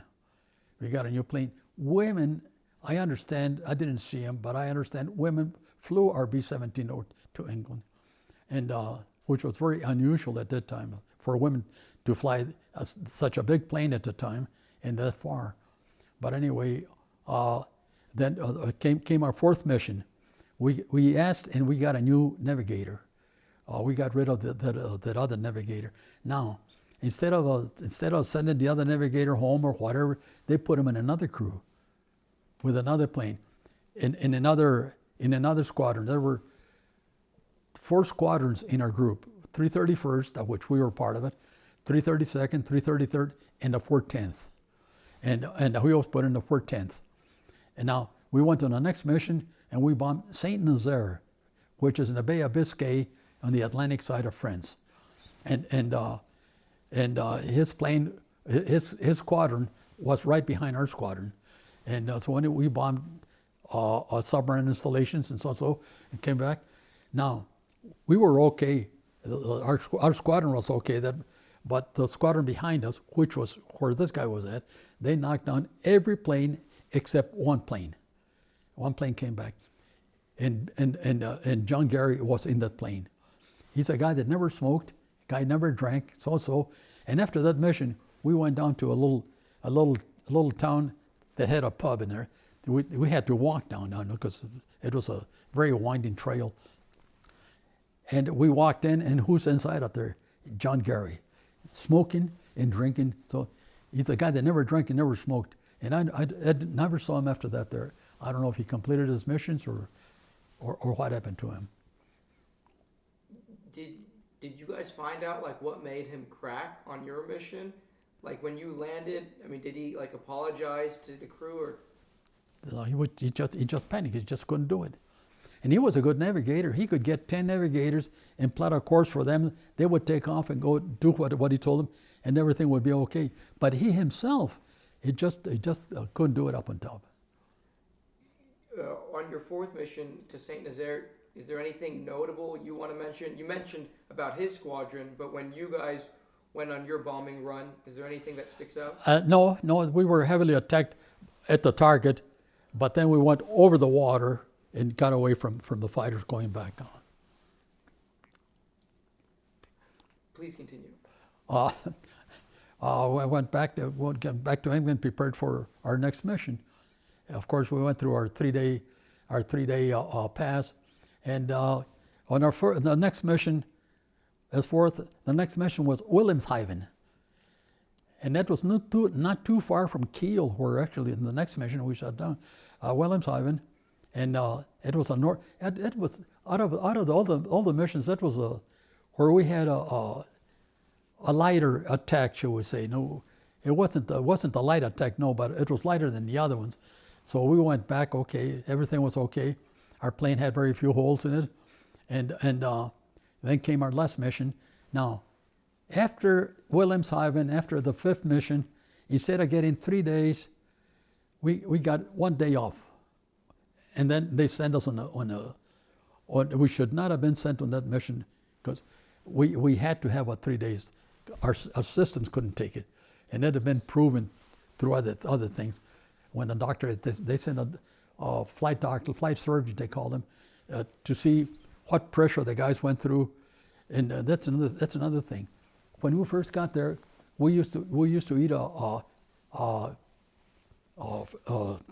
what do you call the dry eggs? What do you call Powdered egg? Powdered eggs. We used to eat powdered eggs, powdered milk, and we used to eat outside.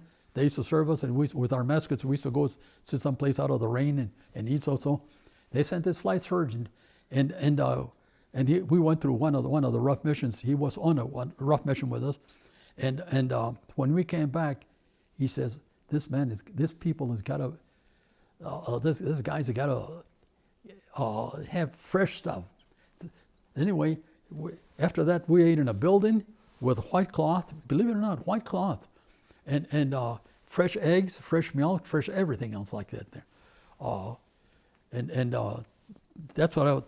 That was my last meal before I went in Germany. And anyway, so we went.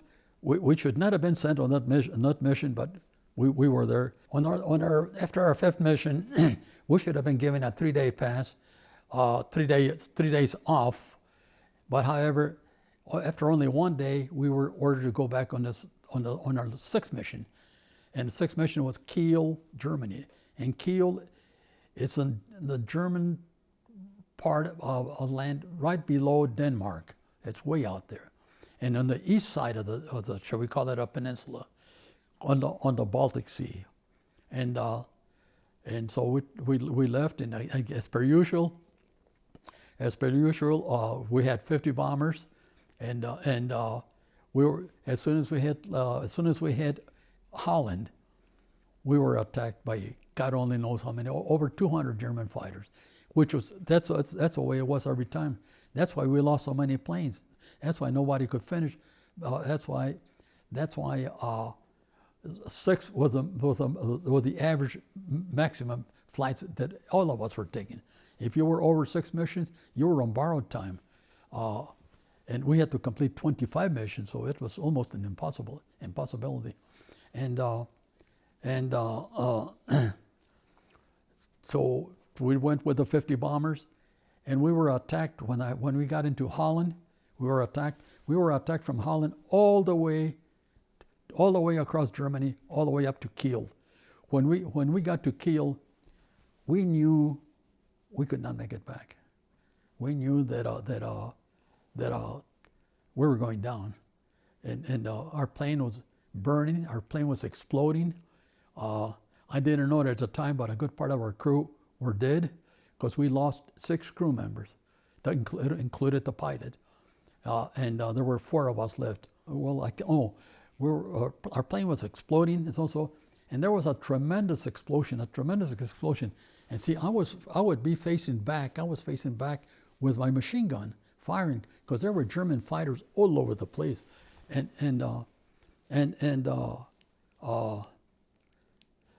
one of those explosions picked me up and threw me up in the side of the plane, inside the plane, and it broke my shoulder, it broke my nose, and everything else was covered, so it burned my face. I went down, hit it, fell on the floor. I don't know how long I was on the floor, maybe a few seconds, maybe a few minutes, I really don't know. But when I had enough sense in my head, I got up again, went back to my machine gun, and started firing, but not for long. Before too long, I started going down. I was falling asleep. At 25,000 feet, I didn't have my oxygen mask on. My oxygen mask had fallen on the floor when I went down, and And the last I remember, the only one standing in the plane and it close to me, all the other guys, so the waist gunners were dead, the tail gunner was dead, the top turret gunner was dead, the pilot was dead. The only one was Chuck Lewis, the bolt turret gunner. He had gotten out of the bolt turret as he was supposed to. And the last I remember, he was extending his arm to pull me out. He apparently, he pulled me up to the back door and threw me out, unconscious. To stay in the plane, definitely would be to die.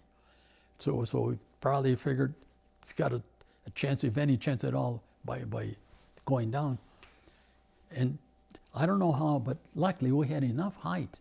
We were at 25,000 feet. We had enough height so whatever happened to me, whatever I did, I managed to pull the cord, the parachute. But I was unconscious. When I hit the ground, I was unconscious. I walked today with this card here on account of my back. Something went, I had it wrong somewhere or another. When I hit the ground, my co-pilot, who had landed not too far from me, told me this year that when I went down, there were German soldiers that picked me up. They threw me on a two-wheel cart pulled by an ox, and they took me to a barn. In a barn, a military truck came over. They threw me on the floor, and they took me to a civilian hospital. And that's where I woke up. I don't know how much later. When I woke up, my face was completely bandaged up. All my uniform was gone because I had my heated suit on. Everything was gone, and I was in a hospital garb. The hospital was a small civilian hospital, a long room with a lot of bunks lined up. And I stayed there. When I woke up, there was a woman looking at me, but I didn't know where I was at. And I wonder who that old woman was looking at me, or why, or whatever. But then I looked down, and that's all the German soldiers with their, one of them was there on my side with his rifle. So I knew real fast where I was at. But I'll say that woman that was looking at me, later on I saw her and whatnot, she was about 40, 45 years old, but to me she looked like an old woman, you know. And I always remember her because she was the only person in Germany in almost 2 years that treated me decently. Treated me as if I were part of her family or whatever. Anyway, I stayed in that hospital for 2 or 3 days or something like that. And they sent me to Flensburg, to the place that I had bombed when I went as a volunteer. And there I stayed 2 or 3 days in the hospital. And from there, they sent me down to Frankfurt. I thought I was going to a hospital, but that was no hospital. They sent me down to, that was the SS headquarters. You know what the SS is? The SS are the ones that ran all the killing camps in Germany. They killed all the Jewish people, and I understand that they're the ones that taught the Gestapo how to be killers, and I was taken to their building, put in a small room, and I was interrogated by an immaculately dressed officer, all black uniform with a little white line on their cap and whatnot. And I sat down. I could hardly talk. Because my face was pretty well frozen from the burns. And what they did when they ripped my face up, they left me a little hole so I could eat with a straw, and they left a hole in my right eye so that I could see with that eye. And this one was shot. And in the interrogation room, I sat down and he sat close by, and he started asking me questions. He asked me a question like, where did you train in the States? What base in the States? My answer was, I don't know. Who was your commander? I don't know. What type of planes did you have on there? I don't know. How many planes were there? I don't know. All the way through, question after question after question, and all my answers were, I don't know. Truthfully, I didn't care about myself anymore. Being a prisoner, my face was burnt. I didn't know what condition and all that. I just didn't care whether they shot me or not. I guess it must have been it, because all my answers, and if I had answered those questions, it wouldn't have done any harm any place. Because what harm could it have done if I told my train at Davis Mountain and they had maybe 14 planes or 20 planes or whatever, and that was history, she was in. But anyway, and then when he finally got enough, he started getting angry.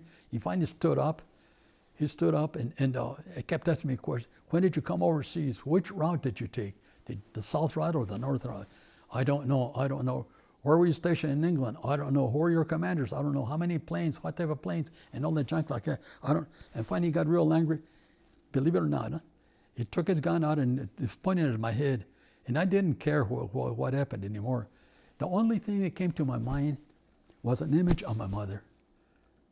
And the question that they kept asking me, like the other ones, I don't know. And instead of shooting me, which I thought he was going to shoot me, instead of shooting me, he put his gun back in his holster and put his paperwork away. And then he looked down at me because he was standing up and I was sitting. He looked down at me and he hollered at me, "You fool! You should have been killed instead of just wounded," and stormed out of the room. And I was happy because, hell, if somebody was going to shoot me, it was going to be him. And the next day, that evening, they put me on a train with a sergeant and a private, and they took me to Berlin. In Berlin, I went to another hospital, and this hospital was where I stayed the longest. I stayed there from June till September. They had reported in the States that of course I didn't know it. No? They reported in the States that 6 died in admission, and that 3 were prisoners of war, and 1, it was me. And the reason for that was, when I went to get after a briefing, that I went over to get my parachute was gone, and there was one parachute still left hanging on the strap. I got that parachute, threw it on my shoulder, got on the Jeep, and we went to the plane. On our parachutes, we had our names stenciled on our parachutes, and this one that I got, I know the name, but I never knew who he was. A guy by the name of writing on my parachute was Onofrio, and so I got it on. The only thing I know about Onofrio, he must have been the same size as me, because that's a parachute that I used on that mission, and as far as the parachute, it handled me okay. What else? Where was I at now? So you were in Berlin at the hospital. Yes.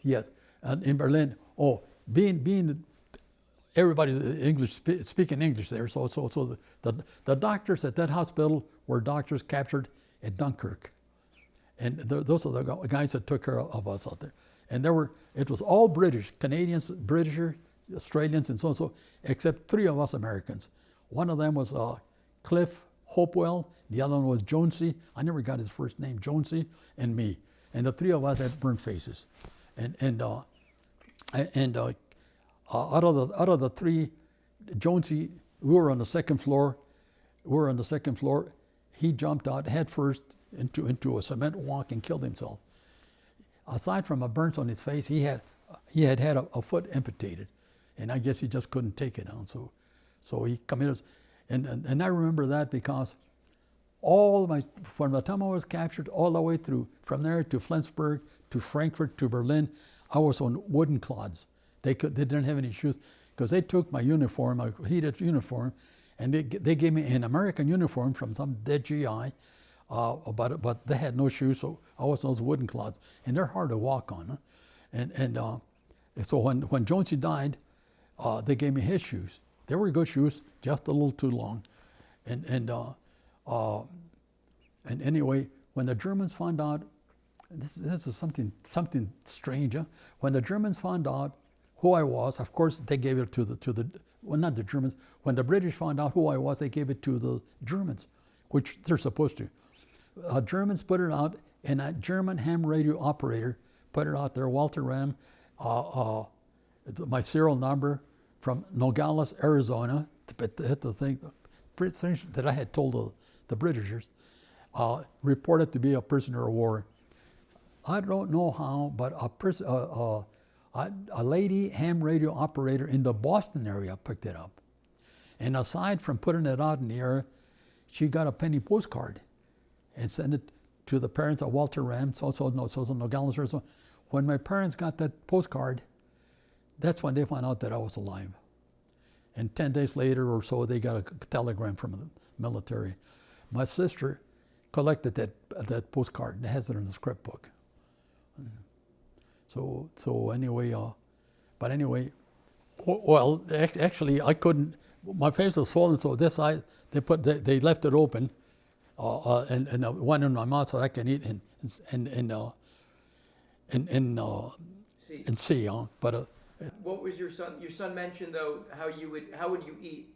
With a straw at first, a liquid soup, a blend diet, shall we say. Tooth butter. Hmm? Tooth butter. Tooth powder?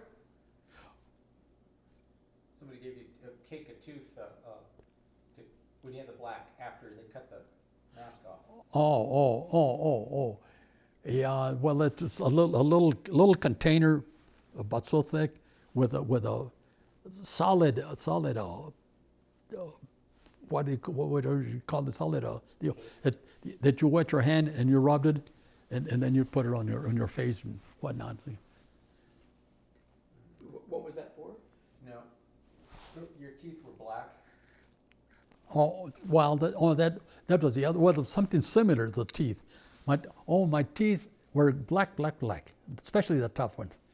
And a doctor right at the hospital in Berlin gave me that little container, like I say, and I was supposed to get every so often rub it on my teeth, and it took a long time.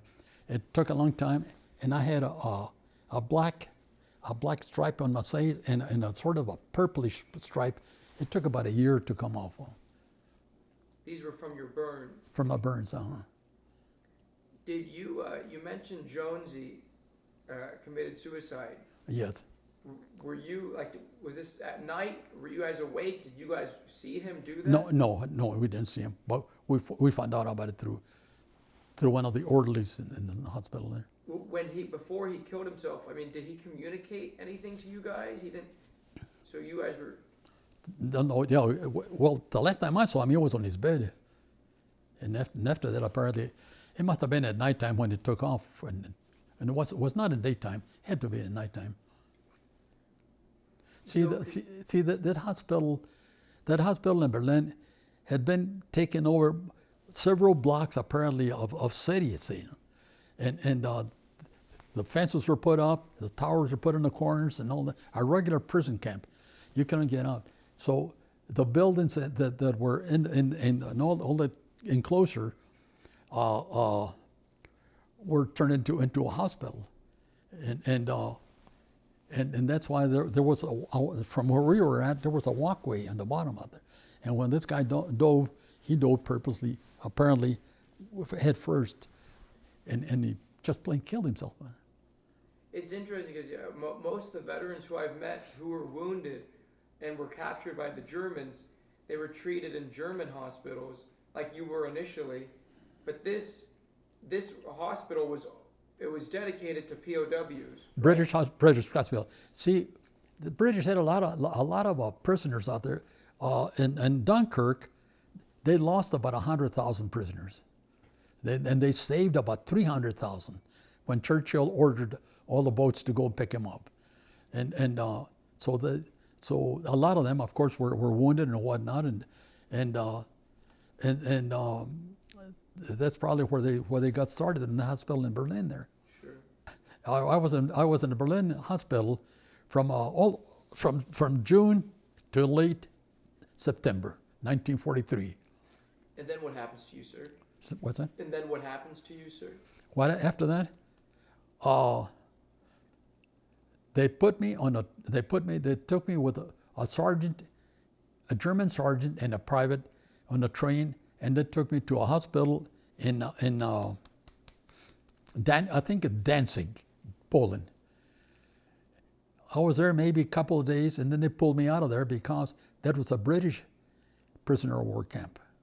And being I was American, they took me out. They took me back to Berlin, and then 3 other guys had been captured that were not were just freshly captured that were not hurt at all.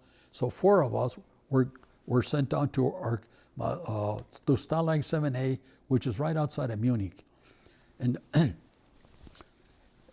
When they took us by train and by truck and whatever, when we got to the first big city, which was Nuremberg, they made us march right down the middle of the street of the main street, and people on the sidewalk hollered at us and God only knows what. I could only understand one that was hollering Chicago gangsters, but the rest of them, of course, I knew whatever they were hollering wasn't too good for us. But anyway, went to the next city. The next city was Augsburg. In Augsburg, the same thing. We were going through the middle of the main street. But however, on this one here, the people started coming over to grab us. And if they had grabbed us, they would have hung us on any pole that they found. But however, there had been a truck behind us. And it stopped, and a whole bunch of German soldiers got out, and they held the people back. That's when I found out that the German people, the civilians, were afraid of their own soldiers. The soldiers could kill them, and nothing would happen to them. Just their own power that they had. And then they put us in their truck. They took us out, and after a while, they put us back in the ground and started walking. And way out there in front was a prison camp, and we figured that's where they're taking us. The 4 of us, and. When we got to the main gate did not open. And the soldiers made us make a right turn and go and walk parallel to the fence. That was Dachau. If we had gone into Dachau, we would not have come out of there. There were a whole bunch of people inside out there. And they all had the striped uniforms. Anyway, kept on going, got us in another truck. They took us into Munich. In Munich, they took us into our camp. It's Stalag 7A. And that's where I met a very good friend. I met a fellow there. He befriended me. He was a really nice fellow that we became friends for life.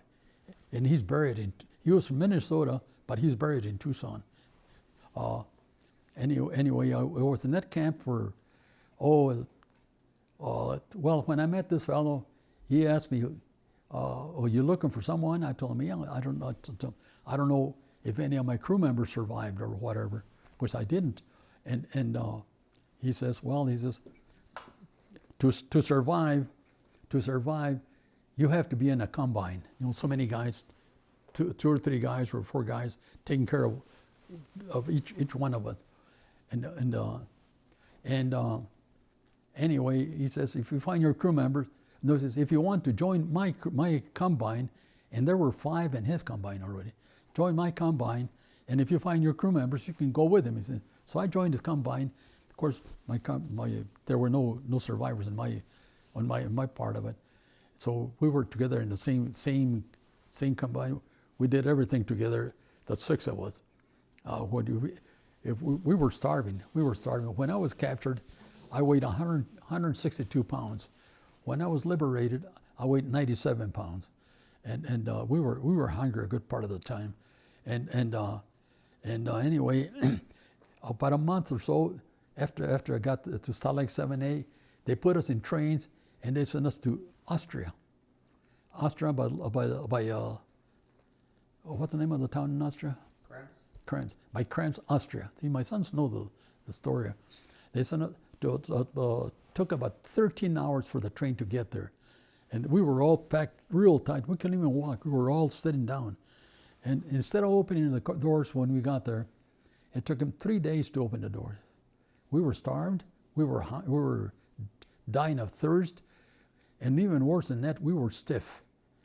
And after they got off the train, we had to walk 3 miles up a mountain. That's where our camp was at. But one thing that they did give us time to loosen up, because we could, like I say, we couldn't walk. And we went to our camp, Stalag 17, Stalag 17B. It was a hellhole up there, I'll tell you. Our barracks, had all the big windows had no glass, no cover, no nothing, just a hole. The barracks had no heat. Our bunks were all just like what you see in the Holocaust, identically the same as what you see in the Holocaust.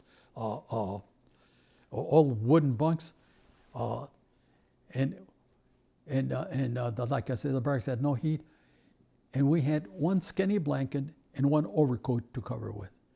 We froze in that place out there. For 2 years, for two winters, we froze in that place out there.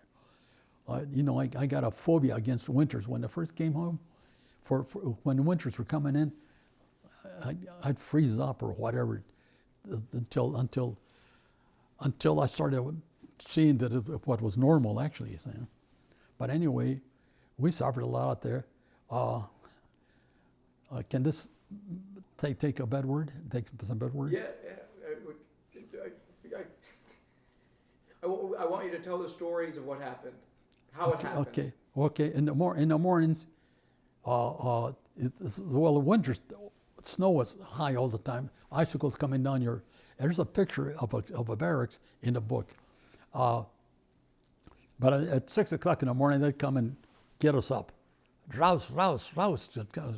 And if you didn't get up, you know, just wood, they'd stick your bayonet through the bottom of the bunk. Of course, all of us were up. They go outside, we get counted by their soldiers. Then the commandant would come by. The commandant, and we hated that commandant because he's the one that we suffered so much out in that camp out there. He could have given us an extra piece of bread. He could have given us an extra blanket or made it a little easier. But no, it was as bad as you can get. And after they counted us, the commandant would come out there with his shiny boots because his soldiers had put planks over the snow to keep them clean and so and so. He would come out there and raise his hand, give us a Hitler salute. We hated that salute. Give us a Hitler salute and say, "Guten Morgen." And all of us in unison, without anyone leading us, we would holler, "Fuck you!" And he understood English. So as punishment, he made us stay in that snow out there 2 or 3 hours at a time. But we would do it quite often. And he stopped doing that right after D-Day. And D-Day, well, you know, our troops were advancing. They knew what the consequence was of that there.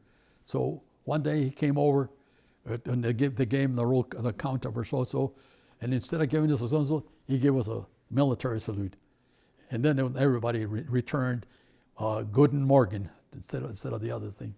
So, but we had a terrible time. They would shave us. They would shave our heads.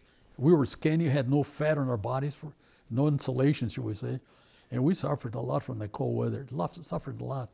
One time, when they were taking us, they would take us to another barracks to shave us. And I hid under one of our bunks, and I hid under one of our bunks, I was forgetting about this.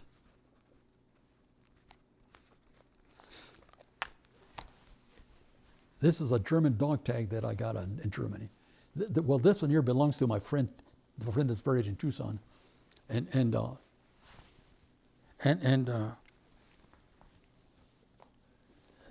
think you put the microphone wire. I got it. Oh, okay. When they went to the other barrack, they checked dog tags, and I wasn't there, so they caught me, and they put me in solitary for 2 weeks. And solitary was a room 6 feet wide, and not too much more than 8 feet wide. It's a very small room. The only thing in there was just a plank, and that's where you slept. No heat, no nothing. It was miserable in there. So I stayed there for 2 weeks, and every day they gave me a slice of bread and water. And when I came out of there, I came back to the main prison camp. I felt like I was free. I was happy actually to be out of there. So that, and then one of the most dangerous things that did you see this here? I'm gonna have you hold it for the camera, please. Was it? If you should hold it up, the camera can focus. And tell us again, what is this? This is a German dog tag, the same dog tag that the Germans used. Actually, the reason they gave us a tag, the reason they gave us a tag was because we were put into the German army as prisoners, and as being part of the German army, they gave us a dog tag, the same type that they gave their soldiers. Of course, their soldiers, instead of saying Stalag so-so, it says, of course, their regiment or whatever. You were about to say one of the most dangerous things? One of them, oh yes, one of those major. Every so often, 4 German soldiers would go into our barracks. One of them to search us, and the other 3 to take care, to guard, to protect their guy. And we had hardly anything. We had a blanket and an overcoat, and maybe toothbrush or whatever. So I remember a toothbrush because sometimes you didn't even have toothpaste. I used to, you know, those big yellow bar soaps. I used to use that there for toothpaste. You know, I used to tell the guys that I had the cleanest teeth in the barracks actually, and the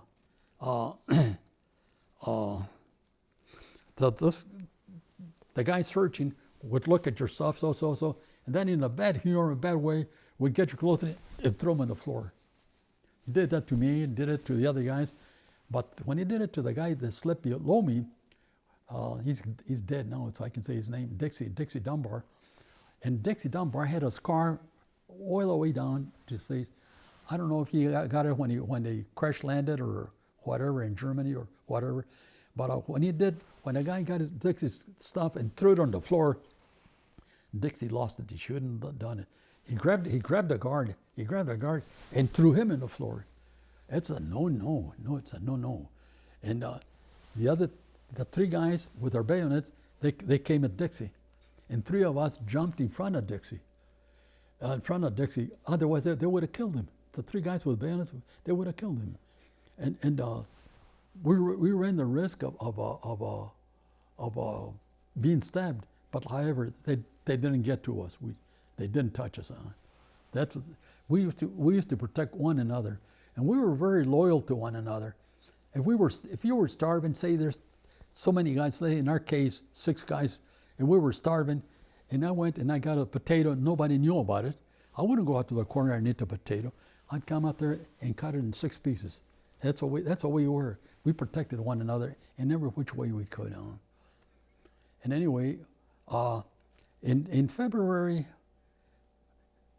we dug a lot of tunnels my barracks was 39A, and there was one more barracks before the fence, and that was barracks 40, and we used to dig tunnels under the 40.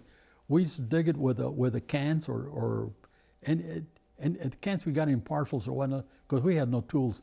And one of the biggest problems in digging that tunnel was, where do you get rid of the dirt? You couldn't just go outside and pile that up, because they could tell real fast. After we got on every tunnel we dug, after so far, they would find it. The Germans would find it. We didn't know it then, but actually we had two Russians that the Germans wanted to get in. I think they wanted to execute them or whatever. I don't know, but something like that went the story. But what we didn't know was, at one time those 2 guys were captured by the Germans, but instead of killing them or whatever, they turned them against us. As they spied on us. They were, every time we got to the tunnel so far, the Germans would know it, and on account of them. But anyway, there wasn't too much. We played a lot of cards. We played for cigarettes. Cigarettes were very, very important, because see, the cigarettes, we got them in I'll come to the food, and that's where the cigarettes come in. The Germans gave us every morning a bowl of soup.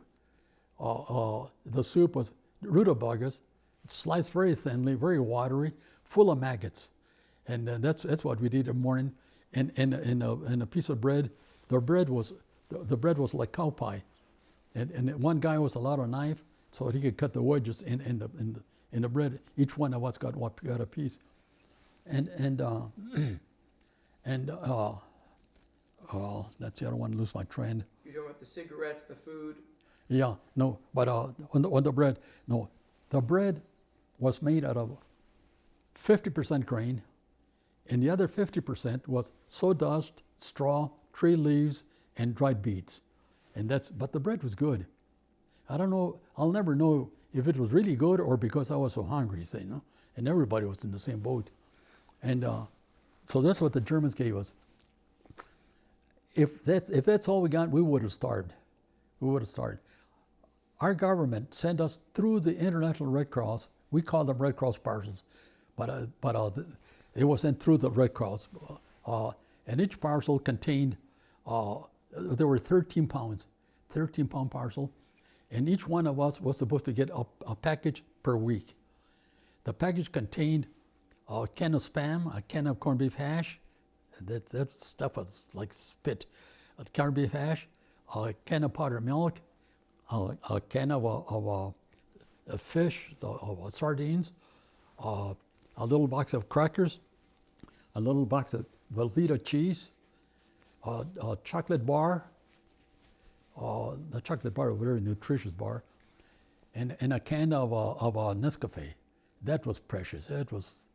That's the only coffee we had all the time we were there, and aside from that, the only thing else they had there was 2 packs of cigarettes.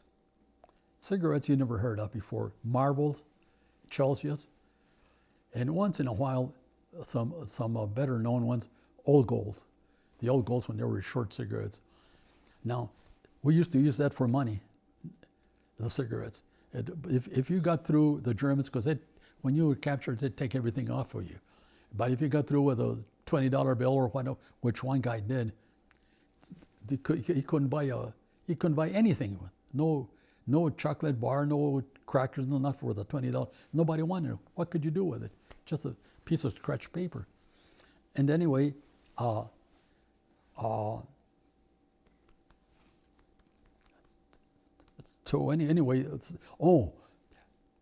those cigarettes were very, very important because we bribed the German guards with them, and we got a couple of cameras and a couple of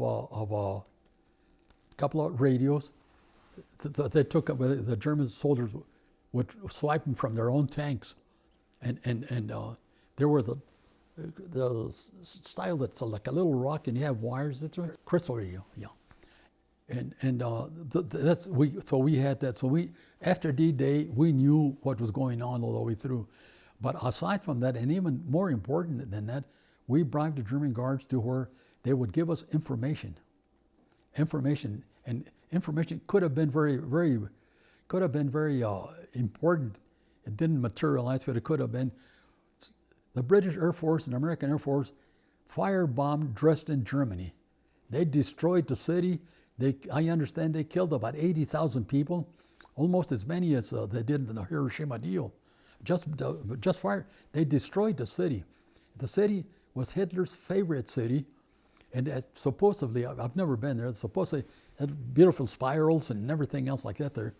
And so Hitler was so angry that he ordered all prisoners to be shot. We got that from the guards, cigarettes. And so we were in our camp, we elected a camp leader. We elected a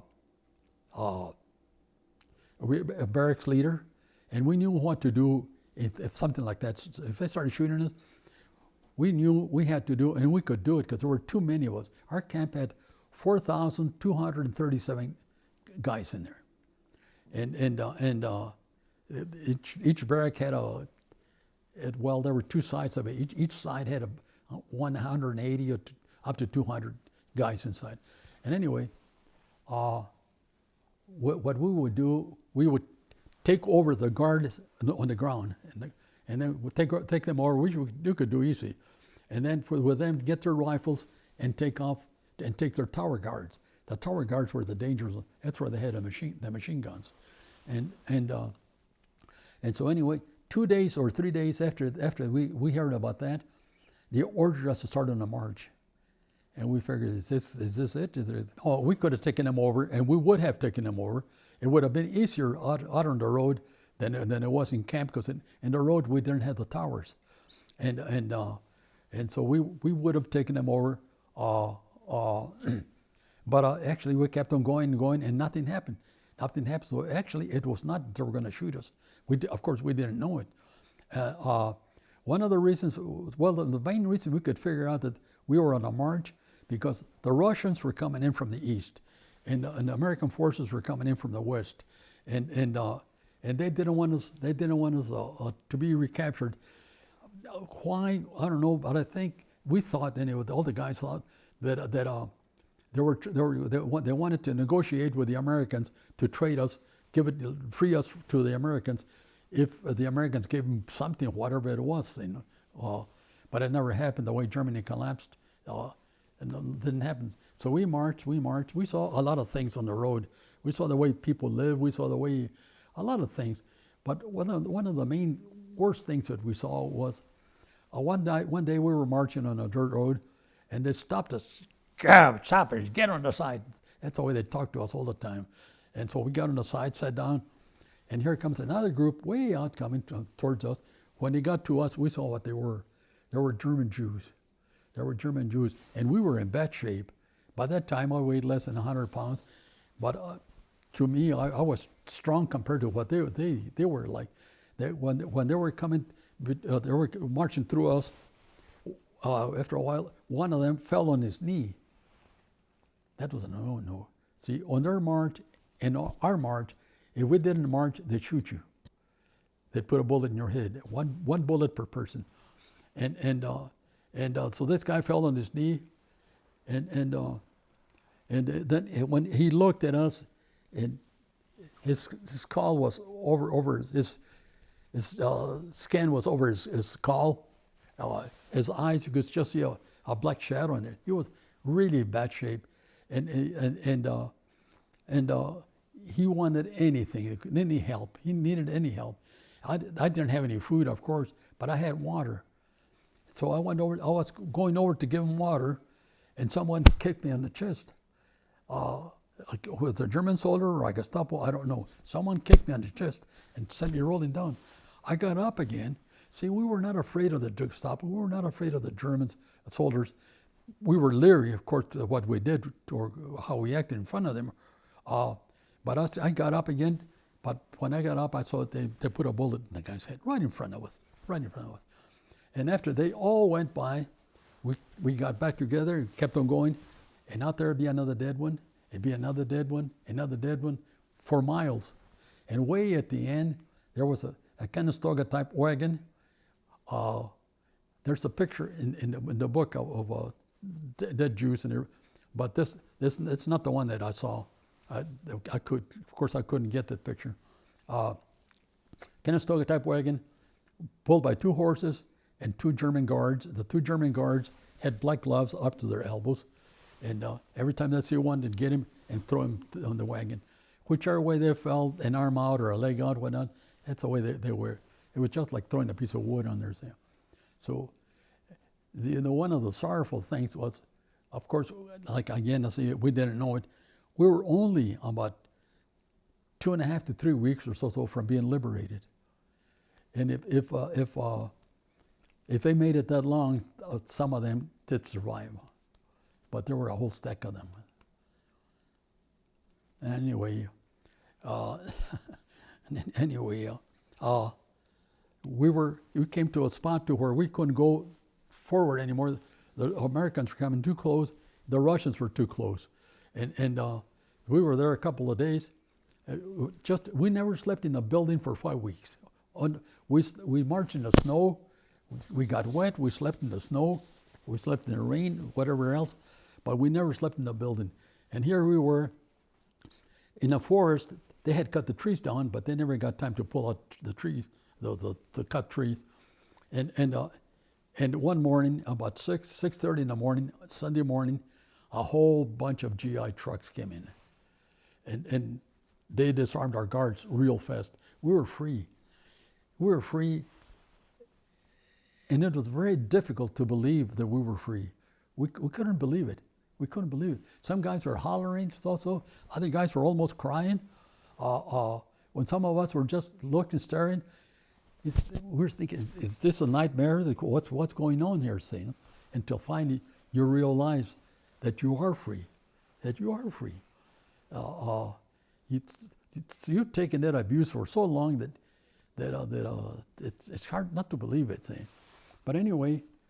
Do you remember your first interactions with your liberators? No, well, they kept on going. After they got back on their trucks but the guy, the colonel, the one in charge of them was a colonel. He was a guy, must have been 48, 50 years old, and his hair was white. I always wondered, was he born that way, or did the military, the action, make him that way? Of course, I'll never know. And he told us, I know you need food, I know you need help, but we can't help you in that department. Our support troops will be behind in a day or so. They'll take care of you. Meantime, do whatever you can. Anyway, out of my 6 combines, 3 of us went into Brno, Austria. Brno, Austria, the little town. There wasn't anyone in the building. There wasn't a single person in the streets, not even a stray dog. And we went up there. We were sitting in front of a building with a little sidewalk. Not the whole town had sidewalks. And a guy hollered, "That building you're sitting in front of, that's where Hitler was born and raised." And you know, at that time we were not like we are today. We had a lot of hate in us, a lot of anger in us. It took years to get rid of all of that there, but we had a lot of it. When it told us it was Hitler's house, we wanted to destroy that house. We wanted to burn that house, blow it apart, but we had nothing to do with it. So we did the only thing we could do.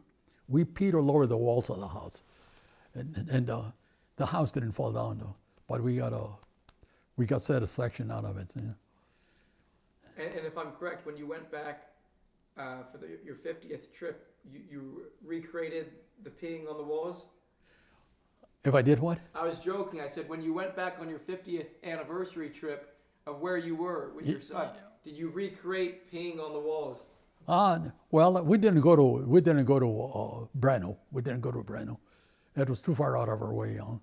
And we marched 300 miles forcibly. And if you didn't march, you shoot you. Did you witness any of the Germans doing that to any of the POWs? Doing what? Shooting any of the POWs, sir? No. No.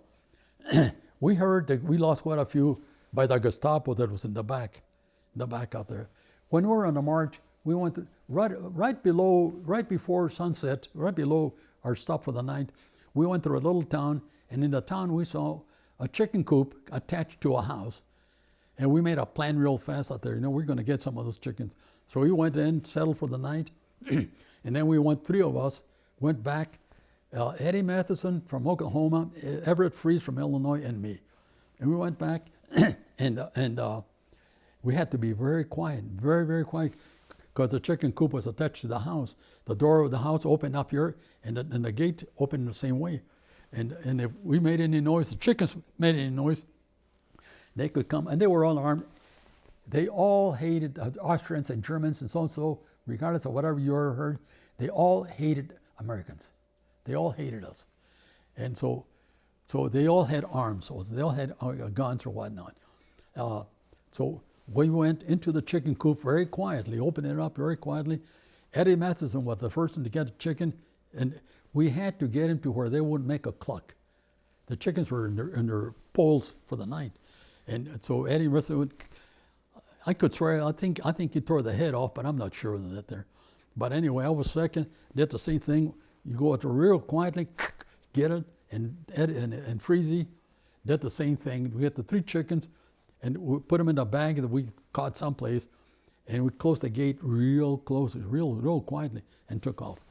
I'll bet you that guy, the owner, when he counted his chickens in the morning, I'll bet you he knew who did it. You know, he knew that those guys that went by earlier, and that's the only real proteins that I had all the time that I was there, because the 3 chickens we divided into the 6 guys of their combine, and so each one of us got a half a chicken. How did you cook it? We had, when we were still in camp, we made little pan, little cooking pans, you know, so deep. So we didn't need it, but we made it just to kill time, actually, because we had nothing to cook. We made I had a coffee cup, shall we say? That the only time I used it was when I used it with the Nescafe. It was very seldom, and so we kept that. We on the trip we had the blanket, we had the overcoat, the cup, and the pan. And so when we got those chickens, when we stole the chickens, and the other three guys, they plucked them as best as they could. We probably ate a lot of feathers, who knows. We plucked them and cut them in half, cleaned them out, cut them in half. We each had half a chicken, and we each put them in a little pan. And then the guys that stayed back had built a little fire, but they they used our overcoats to make a tent, like, I forget how they held them up, but I make a tent because fires were prohibited. And so we cooked them there. The pans were so small for half a chicken that we had to keep on adding water.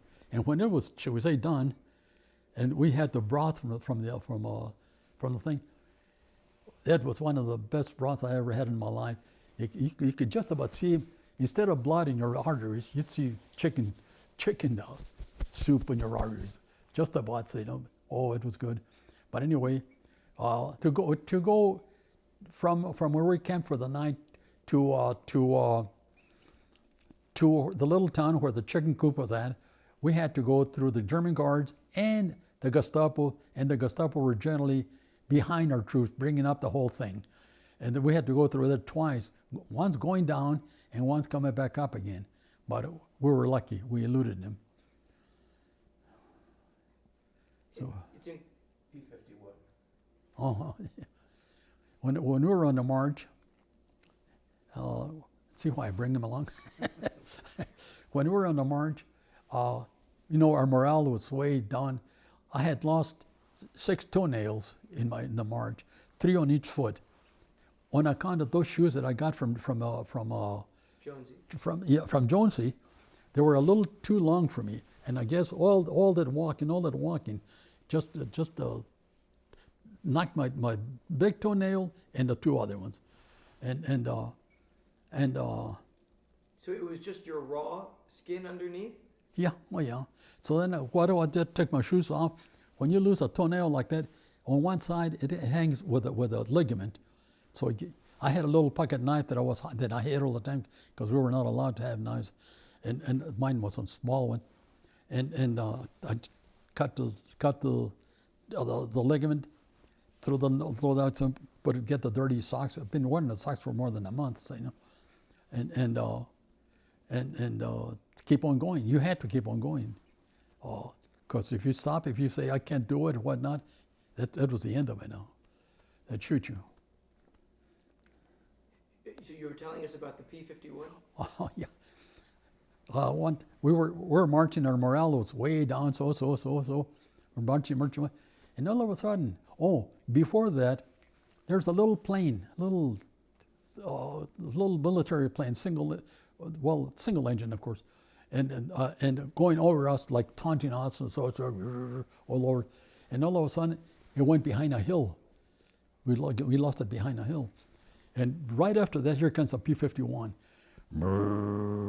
and you know, with that Merlin engine, that engine really makes a beautiful noise, and the pilot knew we were prisoners. He had to have known because he was waving his wings at us, you know. So. And then he went behind a mountain, and we didn't see it. We heard, brrr, brrr, brrr. He comes back out again, and before too long, we saw black smoke coming up. And we were all applauding and so on, until they brought their bayonets out, and so we had to keep quiet on. Could you please tell us, sir, when you're on this march, what did you personally do, Mr. Ram, to keep going? It would have been so easy just to give up, sit down, you know, and call it quits, you know, when you're that emaciated. What did you do, sir, to keep going? Nothing. Just like I say, we never were depressed. We never were so was we were always thinking positive, put it that way. Always thinking positive. We never thought anything. We knew we were going to win. We knew we were going to win. That's what kept us up, actually. So like I saw in the movie that they made on Stalag 17, the guys were real repressed, dancing with one another. So it wasn't like that at all. It wasn't like that in our camp. Our camp never. We always thought positive, put it that way. Never thought that we wouldn't come back or this and that. You've done it. So you after I think the last point we were at, you peed at Hitler's house. Yes. And then what? The house didn't fall down. Schultz. Oh, Schultz. We had a Schultz, not like in that other stupid program that they had. We had a Schultz. It was just the opposite of the other guy. He was mean. He was mean. Some guys tried to escape from our camp, and they were shot when they were on the fence, but they weren't killed. They were just shot, and so they crawled over to a safety zone, to the safety zone. Schultz, I don't know how many times he did it, but on this one particular case, Schultz came out there. He was a sergeant. He came out there. Instead of helping him, he emptied his gun on their brains. He blew their brains out. The next day, we saw all the matter on the ground out there, you know. And I don't know how many we heard he had done it in some other. See, we lived in 4 barracks per compound, and he had done it in some other place. But so he killed some of our guys like that, and we hated him. We hated him. And when we were liberated, one thing that the GIs did, get Schultz before he ran away.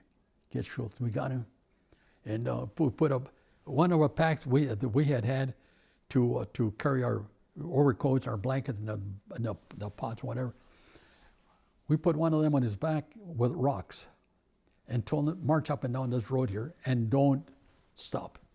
He knew what don't stop meant. And so he started marching. We were some of the first two or three of us guarding him. After an hour, take off, somebody else would take over. So when I left there with the other guys, that's when we went in town. And after well, let's see. After we peed on the house, kept looking for food, and the town had no signs like coffee shop or like what you do here, no signs at all.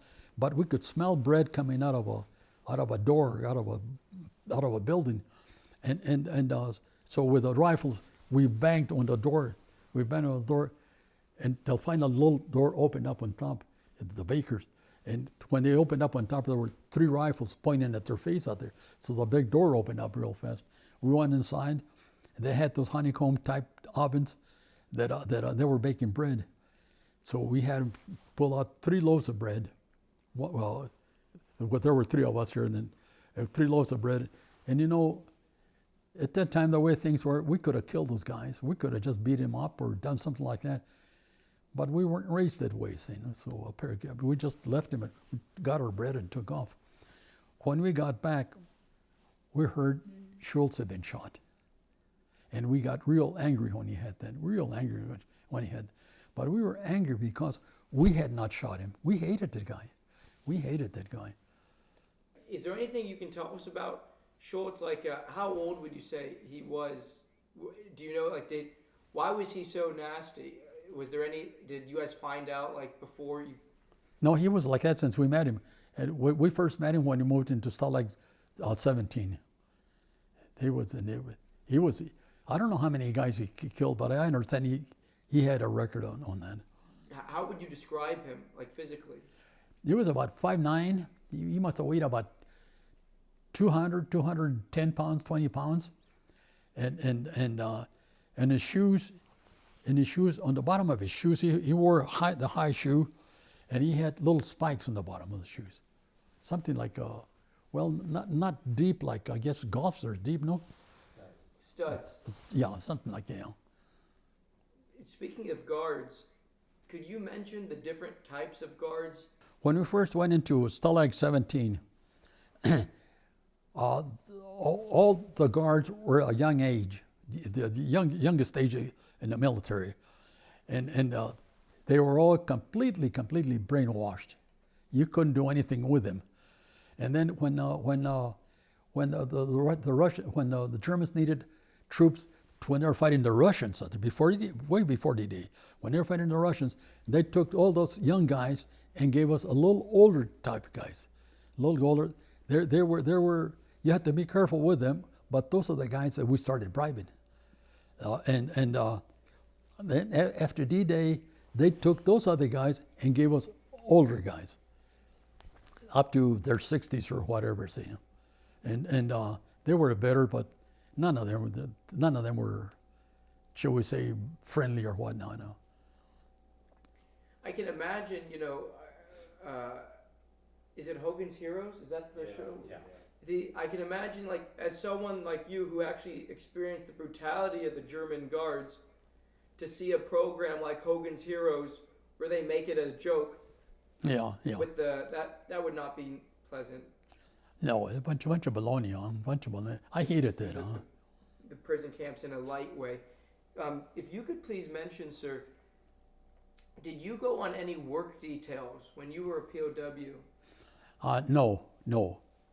It's a matter of fact. One of the few things that Germany obeyed from the Geneva Convention of 1929. If you were a sergeant or higher, you didn't have to work. If you were below a sergeant, say a corporal or private or whatever, they'd make you work. They never made us work. Even though if we could have gone to work legally, we probably would have, because looking for food. When you're hungry, you're hungry. And if you were working out, cleaning debris from a raid or whatever, we could have gotten a potato here or a piece of bread there or something, That's the only reason that. Could you touch a little bit more on that? Most people, especially people who will watch this, who live in the developed world, people say they're hungry if they haven't had a meal for a couple hours. People don't know what it's really like to be starved, like you were. Can you talk about like what that does to you physically, mentally, to be starved for that long, sir? You'll eat anything. Anything that you can digest, you'll eat. If you could digest your shoes, you'd eat your shoes. The guys in our camp, I don't know how they did it. They killed a German dog, a German guard dog, and those were big German. What do they call them? Shepherds. Big, well, strong. They were taught to kill. They weren't taught to grab it in the arm. They were taught to kill. I don't know how they got one of them. We're going to eat him. But the Germans found out that the dog was missing, and they started looking for him. If they caught you with killing a dog like that, they'd kill you. So I don't know how they did it, but the toilets we had out there were the hole in the wood, the whole stack of them, and somewhere or another they got the dog into one of those holes and put him down in the toilet. But when you're hungry, you'll eat anything. The maggots look good, actually. We used to get a spoonful of maggots, and we used to sell this are proteins and down them. And actually, they were the only proteins we had on. And no, when you're hungry, and it's a terrible feeling. No? How did the food distribution work? Was there like how would you guys actually get the food? Did you have to go to a certain part in the camp? No, in the morning, they had those wooden tubs. They had the wooden tubs that have an air on this side, and they had to put a pole through it. They'd bring a tub full of soup from their kitchen, wherever the kitchen was, to your barracks. And there you use your pan, the ones we made out of tin cans. We used it for a bowl. The Germans stole half of our food sent by our government through the Red Cross to us. They stole half of it. So instead of each one of us getting a package per week, each one of us, there were 2 of us per package. And when you open up the package, there'd be a German right next to you with a bayonet in his hand, And every can that you got, they puncture it, puncture it, puncture it. They didn't want you to store it because that would be, they figured it could be something you could use in escape and stuff like that there. And we used to get, the margarine that they sent us was the white margarine at that time. We used to get margarine and put it over, and we still held it regardless of what it was. We held it. I don't ever know that anyone ever got sick with any by eating stuff stored like that so long with an open cans in it. Thank you for bringing that up. Could you tell us, sir, about the sanitation? Like, how did you guys shower, clean yourselves? Well, the barracks were long barracks, and in between connected, like barracks 39A and 39B, right in the center, we had a washroom that they called, all concrete, and there was a place so you could wash your face and so, but there was for showering, which is a regular spigot that you use in your gardens out here, on one of the walls, and we had no hot water, and the windows didn't have any cover. The windows were open all the time, and you know the cold weather we had out there. To take a shower, and in wintertime, I used to take a shower almost not quite once a week, and the way I took a shower was, you couldn't go out there and open the water and let the water fall on you, because you would pass out. The water's too cold. So what we do, turn the water on and then run back and forth and wet yourself. Put your soap on with that big bar of yellow soap, and then to get it off, you'd have to run back several times to get the soap off. You could not stand under the water. You could not stand under the water. The water was too cold. And didn't you guys have to strip some of the wood from your barracks for fire? Yeah. When the Germans were not looking, we tear. See, the barracks had double walls, no insulation in between, just a double wall. I'll say about a 12-inch by whatever length, and we tore a lot of those pieces. And well, I was going to say once a week, no, but more or less once twice a month, more or less, or close by. We had a big stove in the barracks, but we never had anything to burn. So once in a while, we would light that stove, burn that stove, and everybody would get close to it and heat up. Now, the guys that were close to the stove, after a little while, they would move back, and the next guys would move, until all of us were warm, until the firewood ran out. Then we started storing some more firewood. And we stole some wood from them. You know, I started saying earlier that we used to dig tunnels out of the barracks. The Germans got tired of us doing that, and they decided to tear that barracks down. And there was a fence, barracks 40, and then my barracks, barracks 39. So they tore this barracks down. But before they tore it, they wanted help from us to help tear it down. And we told them no. And we could not help the enemy according to our rules. So, but we made a deal with him. We'll help you tear some of the barracks if you give us the lumber to build a chapel. And that's what we did. We had a Catholic priest. There were only two people there that were not flyers that had gone down. We had a Catholic priest and a doctor, Dr. Beaumont, and Father Kane, and with Father Kane, we built a chapel with that lumber. For the altar, we used cardboard, and we built him it was a very crude building, very crude.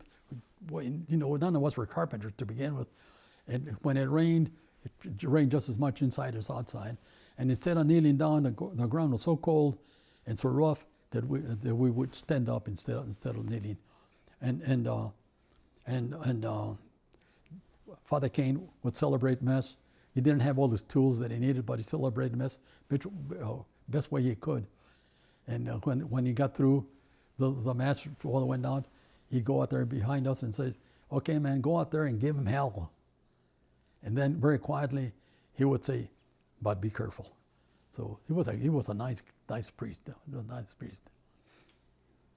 The doctor was a bad one. He wouldn't take care of the GIs.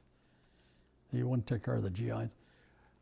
We turned him in when we were liberated, and I understand he was demoted and kicked out, but I don't know if it's true or not. I hope it was. Could you tell us about your memories of the dogs? You told us about that one dog you guys tried to eat, but didn't you have some interactions with the dogs yourself? No, well, the dogs, no. See, every once in a while, we had a dirt road in between the rows of barracks, and then a dirt road.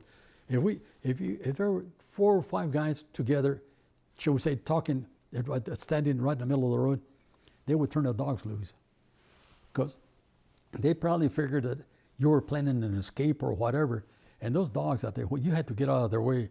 When those dogs were coming, everybody would take off and go into the barracks and get on the top bunk of the barracks, because the doors were open and the dogs would go inside the barracks. And they were mean. You had to stay away from them. You had to stay away from them. Oh, a dog, one of those dogs caught a Frenchman one time. And we couldn't help them. They were just tangling on the dirt road and just going and running and running and running. And there was no way we could help them. And that Frenchman was fighting for his life. And they went, I don't know how long, till finally, the dog went limp. What we think is that the guy choked the dog. That's the only way you could get him, because the dog was too strong. We think that he got his arm on his neck out there and just wouldn't let go. So, that's why they kept on going around. Was this a French P.O.W. or a civilian? No, it's P.O.W. And he was in your guys' camp? Yeah, see, there were a few French and a few Italians that roamed loose, because the Germans worried about us escaping, the British escaping, or the Russians escaping, but they didn't worry about the French or the Italians. They had no place to go, or they didn't want to go any place or whatever. We used to walk around our grounds and get, not too many rocks in there, but any rocks that we could handle, not too big. We'd get them and put them in our pocket sandals. And then when it got dark, we started one day throwing rocks at the tower, trying to get and see if we could get the searchlights. And but we could hit the towers, but they were so far that we couldn't get high enough or inside. So we did the first day. We did it the second day.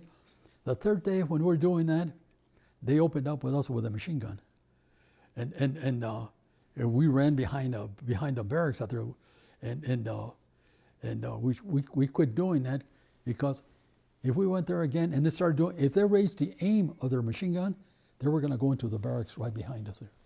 So we quit that on, but we tried anyway. But you guys must have known it was dangerous to do that. Oh yeah. Mm-hmm. You just didn't care? We did whatever we could to give them hell. Yeah, those towers were just a little too high, too far from where we were at. But. And when that German machine gunner fired, was he firing to scare you guys, or he was firing to? No, he was firing at us. But when he started firing, we ran back. We were close to the barracks 40. It's still barracks 40, and we got to the corner, and the next barracks door was my barracks 39, and if, like I say, if they raised the level of fire, it'd go into my barracks. So we couldn't afford to keep on doing it. Okay, so when you were talking about the boxcar journey, when you guys were in there for 3 days, mm-hmm. Can you talk a little bit about the conditions inside the boxcar, specifically the laboratories? Well, there was nothing they could do. The only thing that was loose in there was a bucket. We called it the honey bucket. And that if you needed it, it'd pass it on to another guy. I forget how I did it, because we were, like I say, we were sitting down and on the floor, and one up against the other one. So there was nothing to do. No, practically no talk, no nothing inside there. Just sitting down. For 3 days. For 3 days, from the time we started till the time we got there, 3 days. Yes. And that took 13 hours to get there. And you told us about going in front of Dachau, and you thought that's originally where you would go. Right. Well, when we saw the camp, we figured, well, this is where they're taking us.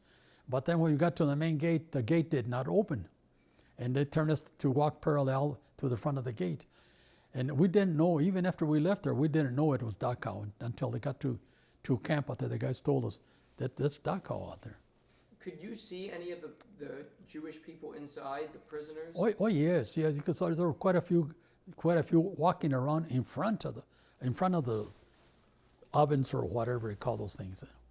And they all wore, the ones we saw, they were all wearing striped suits.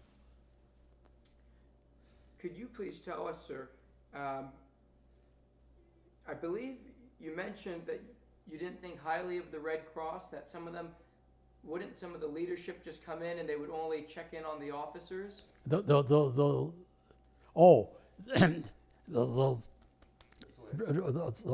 Swiss? Yeah, the representatives, they call them. Swiss representatives. They instead of coming over to see if we needed anything, we were okay, they never saw us. One time, they drove their car into our compound. Instead of leaving it outside, they drove it into the compound. It was a Mercedes, open top completely, the whole car, whatever they call them. They went in to their get together with the German soldiers, German officers. When they came out, they had to pull their car out of there. We tore the car up, everything, the seats, the dashboard, pull the wires of the engine, anything, everything broke. The spark plugs, everything. I don't know if they ever got that car going again. We hated those guys too. I've interviewed a few veterans who don't think highly of the Red Cross. You mentioned the doctor. This was an American. Do you have any idea? Like, did he have German ancestry? What was the reason he wasn't helping you guys? That's his job. We don't know. He never went to us. He would stay with the German officers. Wow. And I know that because Freezy, one of the guys with us, my combine, one of the guys that went with me to steal the chickens, Freezy got his ankles infected by flea bites, and they were really, really, it's to where if you were to touch it, you'd touch a very soft, sticky stuff. That was also his ankles. He went to the doctor, and the doctor tried, use soap and water on that, and let him go. So Freezy, somewhere or another, I don't know where he got it, but he got a Polak doctor in one of the other compounds. I don't know how he did it, but he got a Polak, and he gave him a little container of like what they gave me for my teeth, so, one of the little hard deals that you rub, and then you put it on. And he rubbed that somewhere or another on all his infection deals until it cured him. I saw him many years later in the States, and he had his ankles were still purplish in different colors from the infections, both ankles now. So some kind of paste that they. Mm-hmm. And forgive me for my ignorance, but your teeth, why were they black? I don't know. That's the way they were after the fire, after my face was burned. They were black, black, black. Wow. Uh-huh. If I can interrupt, the story you told me for years was when you were all bandaged up and you had to drink just soup and stuff. Mm-hmm. It was quite a long time. You hadn't brushed your teeth or anything else, and you had some on the bottom and a lot on the top, like a line where it's just jet black. You're right. The top was black, yes, and that's right. After those bandages came off. Mm-hmm.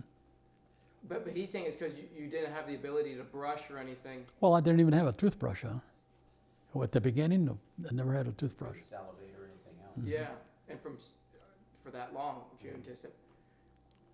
Could you tell us, sir, did you have any experiences with lice? With what? Lice? No. No. You might be the first Yeah. POW I've met that hasn't had lice. You know, no place that I've ever been, bugs don't bother me. Now, Freezy, who slept on the bunk next to me, he was the one who was infected with bugs, with lice. I never was bothered. Apparently, they don't like my chemistry or whatever. So no fleas, no ticks, no lice. I never got bothered with anything like that. Oh, that's good. Can you talk about some of the things you traded for with the cigarettes? You personally, do you remember? Yes, I traded for crackers and I traded for cheese. It was hard to trade for any of the meats. So And what were you trading? I was trading cigarettes. See, we played a lot of poker, and I was very lucky in camp. I say in camp because when we were coming back from France to New York, I had $200 in my pocket. The same thing as what they gave me in New York. $200. I put $50 in one pocket and $150 in the other one. I was going to gamble the $150. I went and got into the poker game, and within half an hour or so, I was broke. No $50, so I quit. I never gambled again. But in Germany, I was very lucky. I had cigarettes all over the place. And that was worth its weight in gold. Oh yeah. Mm-hmm. There's a story about gypsies. Mm-hmm. Oh yeah. Gypsies. On one of our, see, we took, like I say, if you want to call it escape or wandered away from our lines to go look for food, on one time. This is on the march? On the march. On one time, we were looking, see, when we went out, 3 of us went out, and 2 of us were looking for food, and 1 kept an eye to see that there wasn't another guy, another person out there, because the other person could be a Gestapo, and the Gestapo would shoot you if they found you out there. So 2 of us looked, and one time, we found a guy planting potatoes, the old style with a pouch in front and throwing the potatoes on the sides, and from way behind, we were picking the potatoes and put them in our shirts, and finally he saw us, and when he saw us, he went after us, but he ran after us with a pitchfork. Where he got a pitchfork, we don't know, but we were skinny, we were weak, we were hungry, but we were fast. He never caught us, and so that's one of the times. Another time, we were going along and we ran into we were looking for food, and we ran into a gypsy caravan. They were parked. And they had their fire, their tripod, and their big old pot in the center, and all the young people were dancing around it.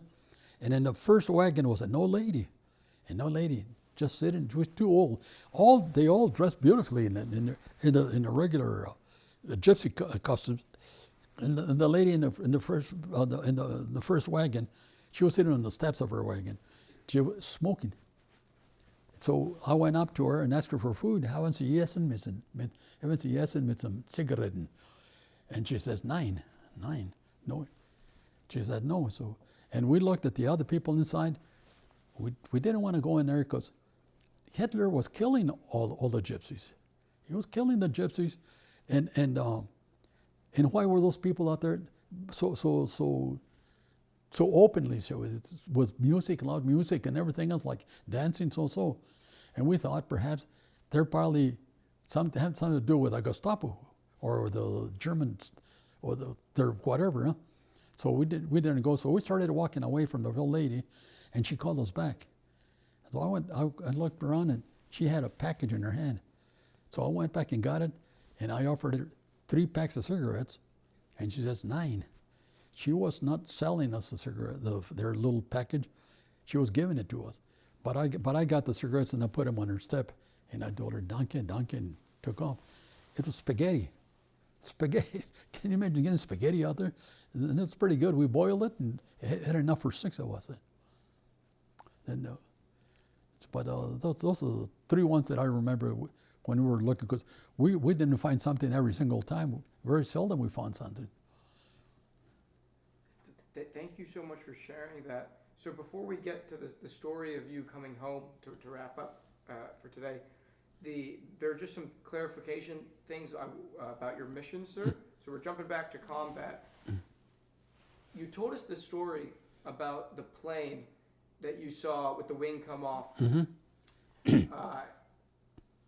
On your other missions, are there any other planes that you remember seeing going down that you any that took a direct hit, or? Oh yes, yes. Can you tell Yes, us yeah. about specifically anything that? No, generally, when you saw a plane go down, generally they would leave the group, and then they turn around and go down and just keep on going down, like going down very slow and whatnot, and that's when we had to keep an eye out to see any parachutes come on. There was, I don't know how many planes we saw that go down like that. We lost a lot of planes. We lost over close to 5,000 B-17s in combat out there, and we lost over 40,000 GIs died up on top out there. That was quite something. We lost more than the Marines did in all their battles and all over the place. It was a ferocious deal. It was at the beginning. It was a suicide deal, because there were too many of them for us.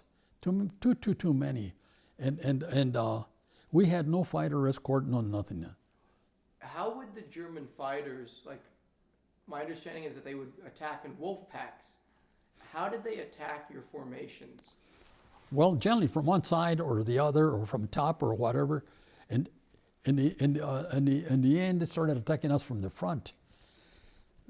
And from front, and later on, the manufacturers put a machine gun turret in front of in the nose of the B-17, which we didn't have, to get the fighters coming from the front. That's our pilot, and I could be our top turret gunner. They got it from the front.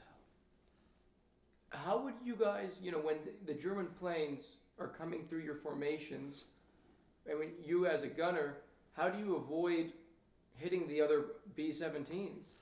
There was enough space. There was enough space in there. There was no. I don't ever know, heard, or I should say, I never heard that of one of our guns hitting our planes. Are there any? I know you told us that you really don't know who hit the German fighters because you're all firing. Mm-hmm. But on your 6 missions, are there any specific times you really felt like you had a clear target of German fighters? Well, on several times you thought you hit one, but like I say, it wouldn't be correct to say that I got one. I think I got one, or got whatever I got, but to say that I got one, I don't know. And the guys, that's what I say. The guys that say they got this one and whatnot, I don't think they really know, because there were bullets from what's a 55? How many? Let's see, 11 guns times 50 planes. How many is that? It's 550 machine guns firing at those. So how do you know which bullet would hit? And they're all going in the same directions. Were there tracers? Every 10th one was a tracer. Every 10th of a bullet was a tracer. You could see him up in the air like a rope, and then farther down it would wind as the wind would push him back. See? That's fascinating. Mm-hmm. I've always wondered what happens to all those bullets coming down. Oh well, I don't know. The Germans were there. Yeah. No, we had a guy came into our barracks, a young guy. He was a gunner in a plane, and he said, "I shot a plane down. I shot a plane down." He said, "I ran out of ammunition, and I got my flare gun, and I shot him with a flare gun." Of course, we knew he was lying. So, his name was George Day, and after that, his name was never George. His name was Gunner Day. Was he joking, or he thought he was trying to really make you guys think? He was trying to make us believe he had shot a plane down. He was a big war hero. Going back to, I guess, in particular that mission, sir. Your not your fifth, your final mission. You mentioned that you guys were being attacked from Holland all the way to Germany, to Kiel. Mm-hmm. What was the initial damage? This was just by fighters, right? Right. I couldn't tell. I was in the middle of the plane. I couldn't tell somebody else. And apparently that's where some of our crew members were shot, out of the 6 that died. But I couldn't tell if any particular damage. If it had been in my section of the plane, I would have known. But I couldn't tell. So on that mission, what was the first inkling you had that something was going crazy with? Oh, well, when it started burning, and the explosions. There were more than one explosion, and the big explosion is the one that sent me up. Then, well, this one sent me up, and then when I went down without oxygen, that's when I knew that there was no way we could continue. We had to get out. The only way you could do, we had to bail out. The 4 of us bailed out from 25,000 feet. That's a high deal. But of course we weren't thinking, hey, is it high or what? Thing was to get out of the plane. Well, for one thing, we never heard. See, the pilot was supposed to bail out, give us a buzzer on the buzzer the plane had. We never heard that. And the 3 of them, I think, I couldn't see them, but for some reason or another, I think when something happened, they jumped out. Possibly when the pilot was shot, they jumped out of the plane. Mm-hmm. See, the 3 other ones were in the nose of the plane, and I was in the middle of the plane. The pilot was dead, and the 3 in front, the 3 survivors in front were the navigator, the bombardier, and co-pilot. And I was in the middle of the plane, the only other survivor. And so usually in an emergency, there'd be this bailout signal. Mm-hmm. I shouldn't say we. I didn't hear any of them. When you linked up with the other survivors, did you ever link up with the other survivors? Yes, but right after we were captured, we were in the same hospital for a little while. They were checked and they were sent out, and I stayed in the hospital. And being that they were lieutenants, and I was a tech sergeant. Officers were in different camps than what we were. So I never saw them again until almost 2 years later when we were liberated. I saw them in France. What was that like? Oh, okay. So everybody was thinner and so. But they had it a lot better than because apparently they had a couple of meals a day and stuff like that there. And a lot of times we never had a meal a day, period. And so, like you said, you don't know for sure if they had left early. It was weird that you didn't get the signal. They should have. Mm-hmm. Yeah, something like that, huh? When I don't know if we got it on this version, but could you just mention briefly, please, that after that explosion knocked you down, you actually went back to firing? Yes. Could you mention that, please? The explosion knocked me up against the side of the plane, and broke my shoulder, broke my nose, and burnt my face. I don't know how long I was on the floor, seconds or minutes or whatever, I don't know. But when I regained enough consciousness, I got up again, went to the machine gun and started firing. And then I started going down. I had left my machine, God only knows how long I'd been without oxygen. Maybe when I hit the floor, and then when all the time that I was on the floor, maybe more than likely I was without oxygen. So when I got up, it didn't last too long after that. But when you got up that second time, sir, what could you see? I mean, are there just a bunch of planes, fighter? The planes, once I got back to a machine gun, I could see the fighters going by, and that's what I was shooting at the fighters. And you mentioned, the plane before the explosion, it was on, burning. Mm-hmm. This is what you surmised, or from your compartment, were any of the flames before the explosion? What was the issue? The flames were all in the bomb bay.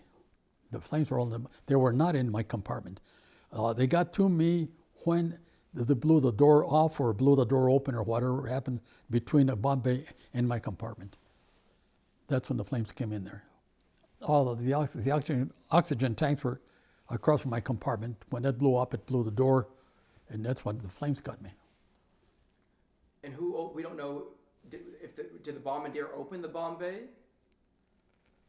No, the bomb bay was completely engulfed in flames. I don't know if there was ever. Well, they did have to open it to jettison our bombs, but I don't know if he closed it or didn't close it or whatnot. But you couldn't even see in the compartment. And forgive me if you've mentioned this, but you guys you didn't make you were damaged before the bomb run. I kind of believe we dropped our bombs just before the target. I'm not too sure on that. I don't know that we hit the target or I got to the target, but for some reason or another, I always thought that they had to get rid of the bombs and kind of oil the fire in there. And what was the name of the gentleman with the Lewis? Chuck Lewis. And if you could mention, Chuck Lewis because he really saved your life. Chuck Lewis saved my life, and Chuck Lewis died. Chuck Lewis, apparently, I just have to assume that, no? Apparently, he went to check on one of the other guys that was down, even not knowing that they were dead, actually. One of them had a 20 millimeter break in his chest out here. And all this heavy jacket, and whatnot was all like marshmallow, and I kind of believe he went back there. He went back into the waist guns, and when the plane tipped over, he couldn't get out. I guess because if he was strong enough to throw me out, he was strong enough to bail out, and he didn't bail out. Like I say, I think he went to help the other guy. How was he moving around? He had an oxygen mask. If you went around loose in the plane or whatnot, walking around, you had to have a ball oxygen mask, which was a ball about so size. The gentleman who you mentioned took a 20 millimeter. Who was that? My best friend, Tom Hamilton. He was not even an American. He was a Canadian. He was from Manitoba, Canada. Nananti, Manitoba, Canada. Wow. But my understanding is that you were unconscious. Did you see Hamilton before? Like, when did you see Hamilton? I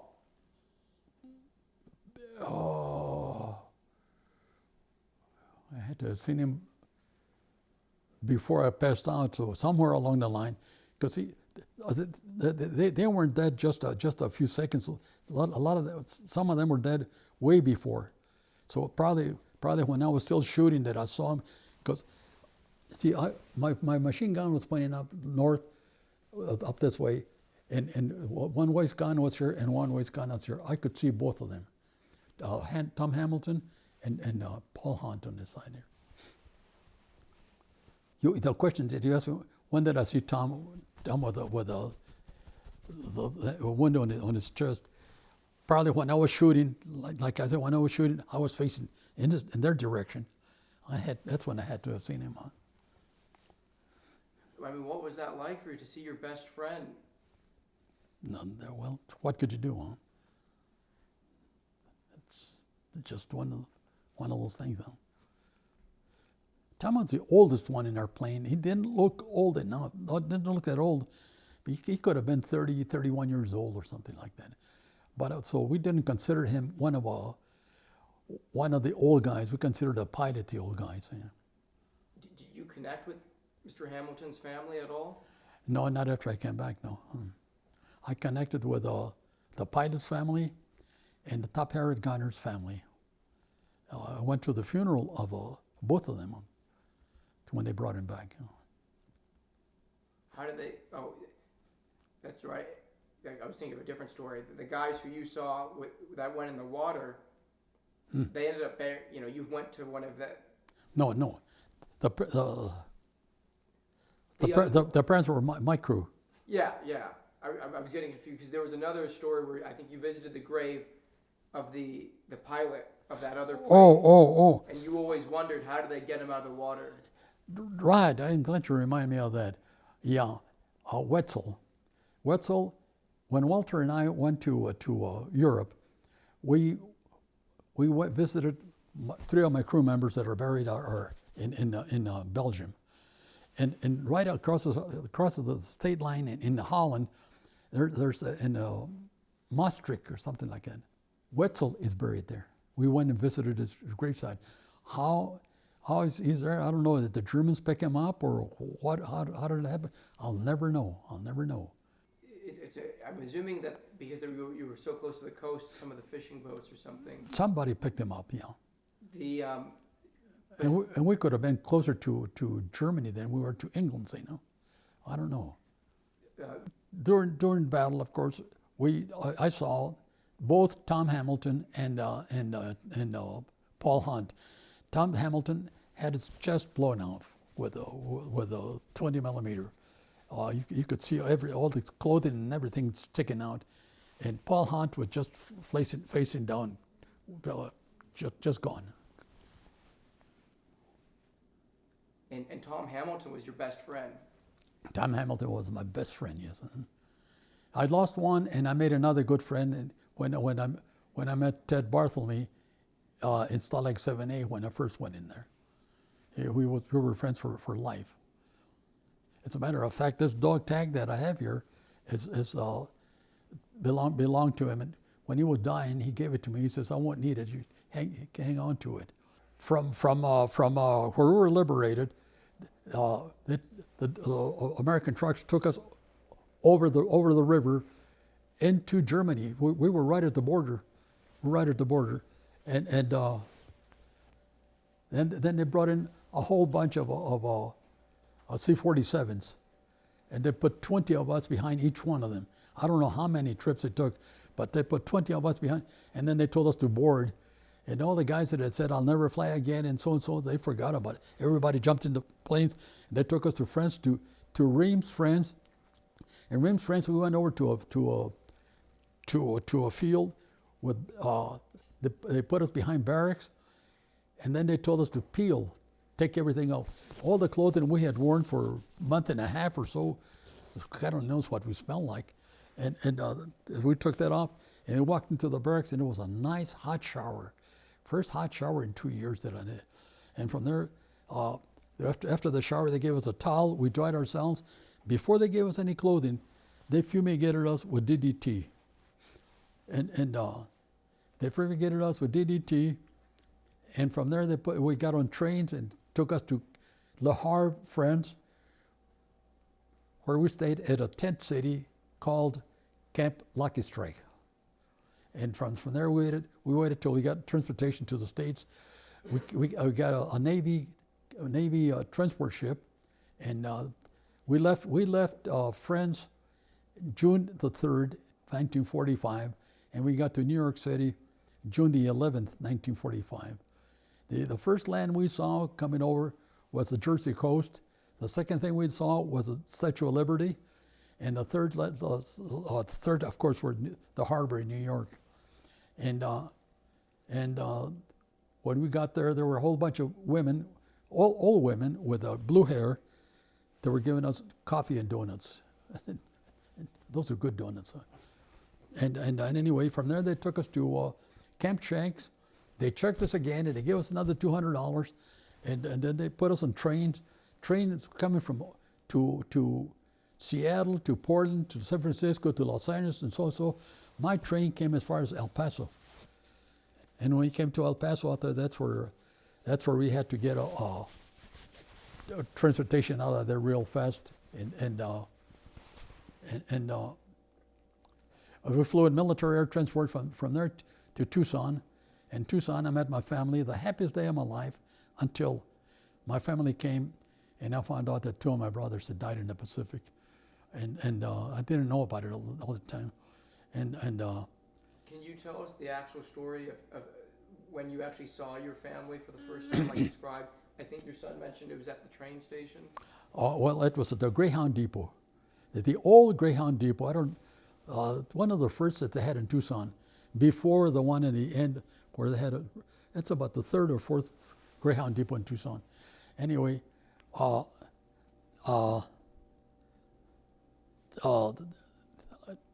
they were in Nogales. I came to Tucson. The plane left me here, so I went to some place where they could pick me up. So I went to the Greyhound depot, and I called them. See, I didn't know my family had moved. I didn't know where they lived. I didn't know their telephone number because at that time, when you moved, they gave you a different number, so I called Nogales, and luckily for me, they still had to switch operators, and the girl knew who I was. She didn't know me, but she knew who I was. She had heard my name, and so she connected me to my family. And I told them, I'm here in Tucson. I need a ride. And they were there real fast. They had a fancy, in 1945, they had a fancy 1938 Buick. It was a real nice car. I wish I had that car today. And so they came out there, my mother, my sister, and my brother. One of the brothers that had been in the Pacific, he had just come back to the States in April, and he was out there since January 42 till April 45. And anyway, they came there and hugged one another and all that. So it's real happy. And I asked my brothers, where are they at? My mother looked at me and she says, they're not coming home. And it was the worst day of my life. And then I got home, when we got to Nogales, my father was a strong guy. When I left, he was dying of cancer. He died the following year. So it was a terrible homecoming. What was it like? Your dad must have been hanging on for you to see you. When you saw him, what was that like? What was it? Say that. Your father must have been hanging on to see you. Yes, right. Well, he was a good father. He was a good, and a mother. You can't ask for a better mother than that. But when you saw him, because he didn't come get you. No, he wasn't even walking. They had him sitting down, but he wasn't the same person. It was all weak. You could see all this skull and all the stuff like that. He had lost I don't know how long he'd been sick. But he had cancer, and that washed him away. I'm sorry to hear that. Could you mention the names of your brothers who were killed? Right. One of them, the one was my best friend, my brother, Alex. And my other brother was Humberto. We called him Beto. And do you know the situation of what happened to them? Well, Alex, when they were going back into the Philippines, he was shot or something like that. He died, and Beto, he was in the Air Corps, not flying. He was taking care of airplanes and whatnot. My two brothers were doing that, and apparently, the Japs bombed their airfield, and they were, my brother and some of the other guys were at some other place, and they got on a Jeep. They went real fast going to the field, and they hit a bomb crater. One of the bombs that had fallen on the road, and it turned the Jeep over and it killed him. I don't know what else happened to the other guys. So. And so by the time you got back, had they already been brought back? No, I got back in 45. They brought him back in 48. Did they bring them together? Yes. Wow. Well, they were both in the Pacific out there, both close to one another, wherever they were at. After everything you had gone through, Mr. Ram, and to have that kind of homecoming, which was not a nice homecoming, obviously, for you, how did you readjust? Well, it took a long time. For 35 years after I came back, I never talked. No one knew. My family didn't know. My sons didn't know until psychologists got a hold of me. They worked on me for about a year and a half until they started me talking. And when they started me talking, I guess that's when I really, really felt free.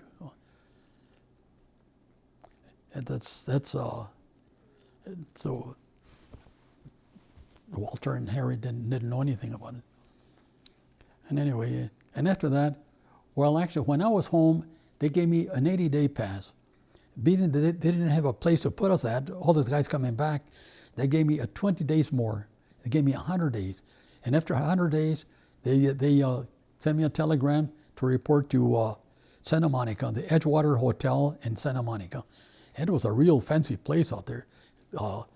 One of the big Harry James or one of those big orchestras came over and played for us and everything else like that. And then they asked us who wanted to re-enlist and who wanted to so. Before prison camp, I was going to re-enlist. I liked the Air Force. But after prison camp, I didn't want any military, no nothing. I got out as fast as I could. And it's a good thing that I did, because if I had stayed in the military, to join the military to begin with, I quit high school at the beginning of 10th grade. And I probably would not have gone back to school again. Now, when I came out, when I was discharged, after a while, I went back to high school and got my high school diploma, went to college and got a degree in business administration, and then kept on going. What was it like going back to school after what you'd gone through? I mean, those kids would have seemed so young and immature compared to what... I got to sit down now, but...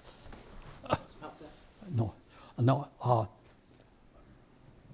First, see, I came out of Nogales school, you know, and when I was going to go back to high school, I went to school to see my class and whatnot. When I saw my class, they looked like little babies, like little kids. So I couldn't go with them.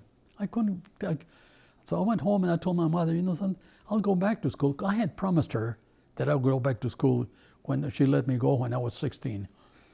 She didn't want to, but I won. So I told her I'm going to go to Los Angeles and go to school out there. So I had bought, with my back pay, I had bought a 1941 Ford. And so what I did, I sold my Ford, get money for my trip, and I went to school in high school in high school in Los Angeles. and I went to a counselor, and I told her, it's a woman, I told her that I just come back from service and I was going back to high school, but I needed a schedule that I could have a part of the day so I could go to work. And she gave me a schedule from 7 in the morning till 1 in the afternoon. And from there, all the time that I was in high school and in college, I worked to sustain myself. So anyway, so everything worked out okay that way. Those first years, sir, I mean, did noises bother you? Loud noises? Yes. I couldn't go to 4th of July fireworks or nothing like that there yet. What about dreams? I had a lot of bad dreams on.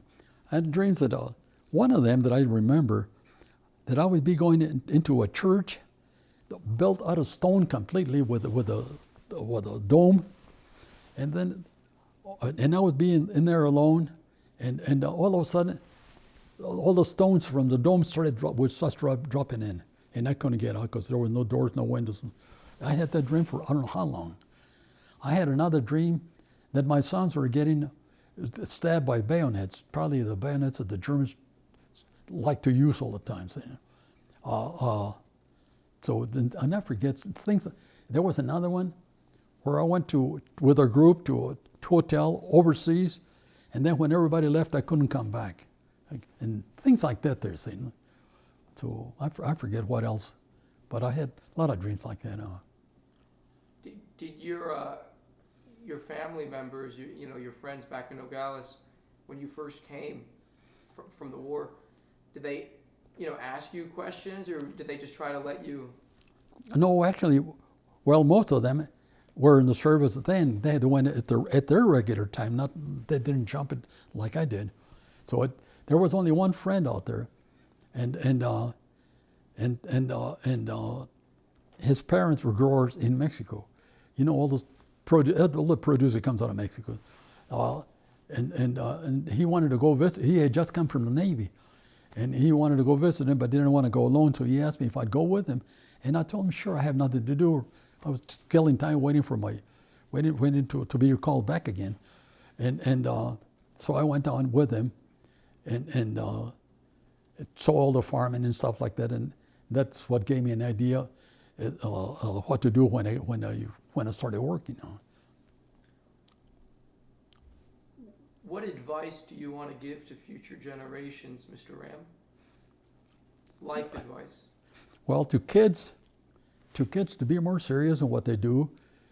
Don't depend on those little machines that they're using all the time, because if they go into service, you never know. You know, if you go into if you not only in service, if there's a war, and the way the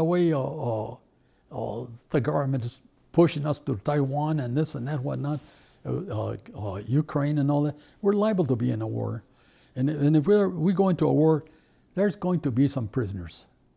Some prisoners are going to be, some guys are going to be captured, and they have to know what to do or what to expect. Forget about the little machines that they punch in all the time, and they have to be more serious in life. The country we live in, it's very different than the country you fought for, you know, politically, socially. Mm-hmm. And people are so divided, it seems. What do you want to see future generations do that would make you feel like your best friend being killed, your two brothers being killed, all those guys who died in World War II? You almost died, you know, you're suffering. What can future generations do that would make you, sir, feel like it was worth it? Well, one thing that I would like to see is something like when World War II started, the country was really one. Today, look at the way we run our government. We have two different parties that they hate one another, and whatever one wants, the other one says no, and so and so, and that's not good for our country, and that's not good for anything, for security, for anything. When even generals will side with one party, that's wrong, and that's what happened in this Democrat deal that happened lately. So I would like to see the country united, for one thing. I'd like to see whatever's going to happen with prices and so, do it, or if you're going to leave it the way it is, tell the people it's going to be that way. Don't fool people. Tell them the truth for a change. Absolutely. The only other thing I have, sir, is, well, what's your favorite memory of you and your brother Alex? The Model T Ford. The Model T Ford that we bought together, and that's where he taught me how to drive it, and we had a lot of fun together. We did a lot of work and stuff like that, all over, cleaning fields, selling eyes, selling newspapers, wherever we could make a nickel or a dime. A nickel and a dime was worth something. At one time, you could buy something with a penny and get change. Yeah, and the little coins that you got change they're called tokens, and they were like the color of a penny, but only smaller. Wow. I feel like after talking with you, I feel like I could win a Jeopardy program. You have so much knowledge about these little things, you know, people wouldn't know. If Alex had survived the war, what would he have ended up doing with his life, do you think? Alex? He was so good with mechanics. In the Model T Ford we got was all beat up. We got it so cheap, and he got it running real fast. And the Model T Ford is a lot different than our cars. Didn't have a battery. It had what they call coils. You ran it on coils. You either cranked it or pushed it, and he was very good at that. I kind of think he might have had a mechanic's shop. I'd like to think that. And your brother Berto, what's your favorite memory of you and him? Well, we were not as close. Of course, we were good brothers, but we were not as close because Alex and I were together all the time. But he was a happy guy. He liked painting. We used to say it as a joke that if we were walking down the street and a guy was painting his house, he'd walk out there and get a brush and help him paint, say, you know. And he liked music. He could be going down and hear a song play. He'd go home and on the piano without any paperwork, notes or whatnot. he'd get to start playing, and he working it till he mastered it. He was good at it. I don't know. He was a happy type of guy. Yeah. What was it like? Did you guys do all of their ceremonies when they were brought back together, or was it two separate things? No, they brought them back together. I know that, but like, did you have like services together? Like it was a joint. I forget that. My mother took care of that. Because 48, I was still in school. I had to come from school. Especially, we marched 298 miles. Officially, that's what's in Washington, because they took all those notes when you came back. But we say 300 miles because it's just as easy. And we put all of that wandering away looking for food and stuff like that. We put more than that on. You mentioned Schultz, the German guard. Mm-hmm. Besides him, at the different camps you were at, did you see any other German guards physically abuse the POWs? No, not physically. No, we were never, shall we say, hit or dragged or whatever. Say, no, we just suffered a lot from lack of food, from a cold weather up on top there. That camp. See, that camp that we were in was a camp that Hitler used to hold political prisoners. And it was way up there in the middle of no place out there, and not too far from the Czech border on top and the Hungarian border on the east side. I'm just trying to think of visually on the map. And you were telling us about the amputees. The what? Wasn't there a place you saw a bunch of German amputees? Mm-hmm. Oh yeah. That was in Unstrich. There was German flyers, and that's where the people came trying to grab us. Apparently they saw their guys, and they saw us walking with our two legs and whatnot, and they just went berserk, and they wanted to grab us. If they had grabbed us, they would have hung us. We saw several of them. And several of them had their legs cut off, and several of them had their arms cut off, and they all in the same place, as if they put them in a machine and pulled the handle on the same spot for all of them. The arms were one spot, and the legs were right above the knee. Speaking of the flyers, did you guys have any experiences with your own bombers bombing your camps, or you guys on the road? That brings another one. There's so many things happen. We had bombed, I say we, the 8th Air Force, had bombed everything in Germany, including all their oil installations, all their fuel depots and everything else like that, to where they couldn't keep any, because at that time our P-51s could go down and strafe them. So what the Germans did, they put all their oil, their fuel and whatnot in rail tankers, and they parked them all over the country. They parked them on sidings, any place they could put it. And right between Stalag 17 and the town on the bottom out there, Krems, there was a long siding in there, right in between both of us. And they parked a lot of those oil cars in there. They parked it figuring they weren't bombing because it's so close to the Stalag 17 there.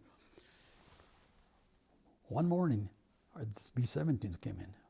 But instead of coming at 25,000 the way we used to bomb, they came way down, 12, 13, 14,000 feet. By that time, they could do that because there was no opposition, no German Air Force. So they came out and they bombed all those cars. We were standing, we were on a higher level than the trucks were, and we were standing up 1 mile away from the trucks. And we could see the bombs leave the planes. You could see the bombs. When they first started coming down, the whistling sound, the familiar whistling sound, was coming down, and you could see the bombs. And then about halfway down, with the speed of the bomb and whatnot, they disappeared. We couldn't see them anymore. the whistling sound stopped, but another sound started, like a freight train going on the old 20-foot rails, because the rails today are much longer. 20-foot rails, and when they go tick tick tick tick tick tick tick tick, and that's the way they sounded. And then wham, when they hit the ground where we were standing, we started shaking. The ground was shaking all over. We were only a mile from where the bombs were dropping in, and I don't know if that answers your question. I forget now. But yeah, it was. I mean, I've a lot of the POWs who I've met talk about being strafed when they were in the boxcars, because the P-47s or the Spitfires or the P-51s pilots, they would think it's Germans. And so it's possible. We were never attacked in a train, no. Yeah, but it's interesting, the bombing,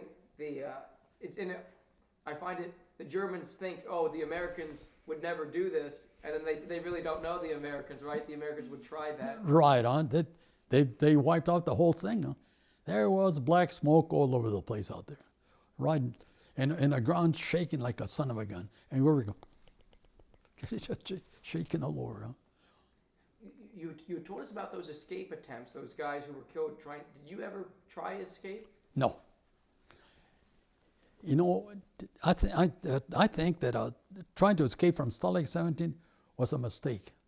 Number one, the two outer fences, and they're tall fences, were electrified. They had the two fences, and then there was a spot that they called no man's land.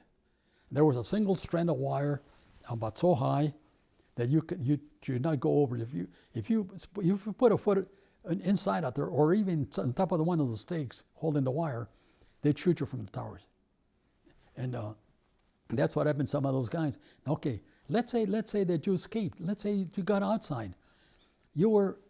Nobody wanted to go to the Russians, and to get to the British or Americans, you had to go all across Austria, because we were about close to Vienna, all across Austria, all across Germany, all across France, to the Channel to see how you can get over, and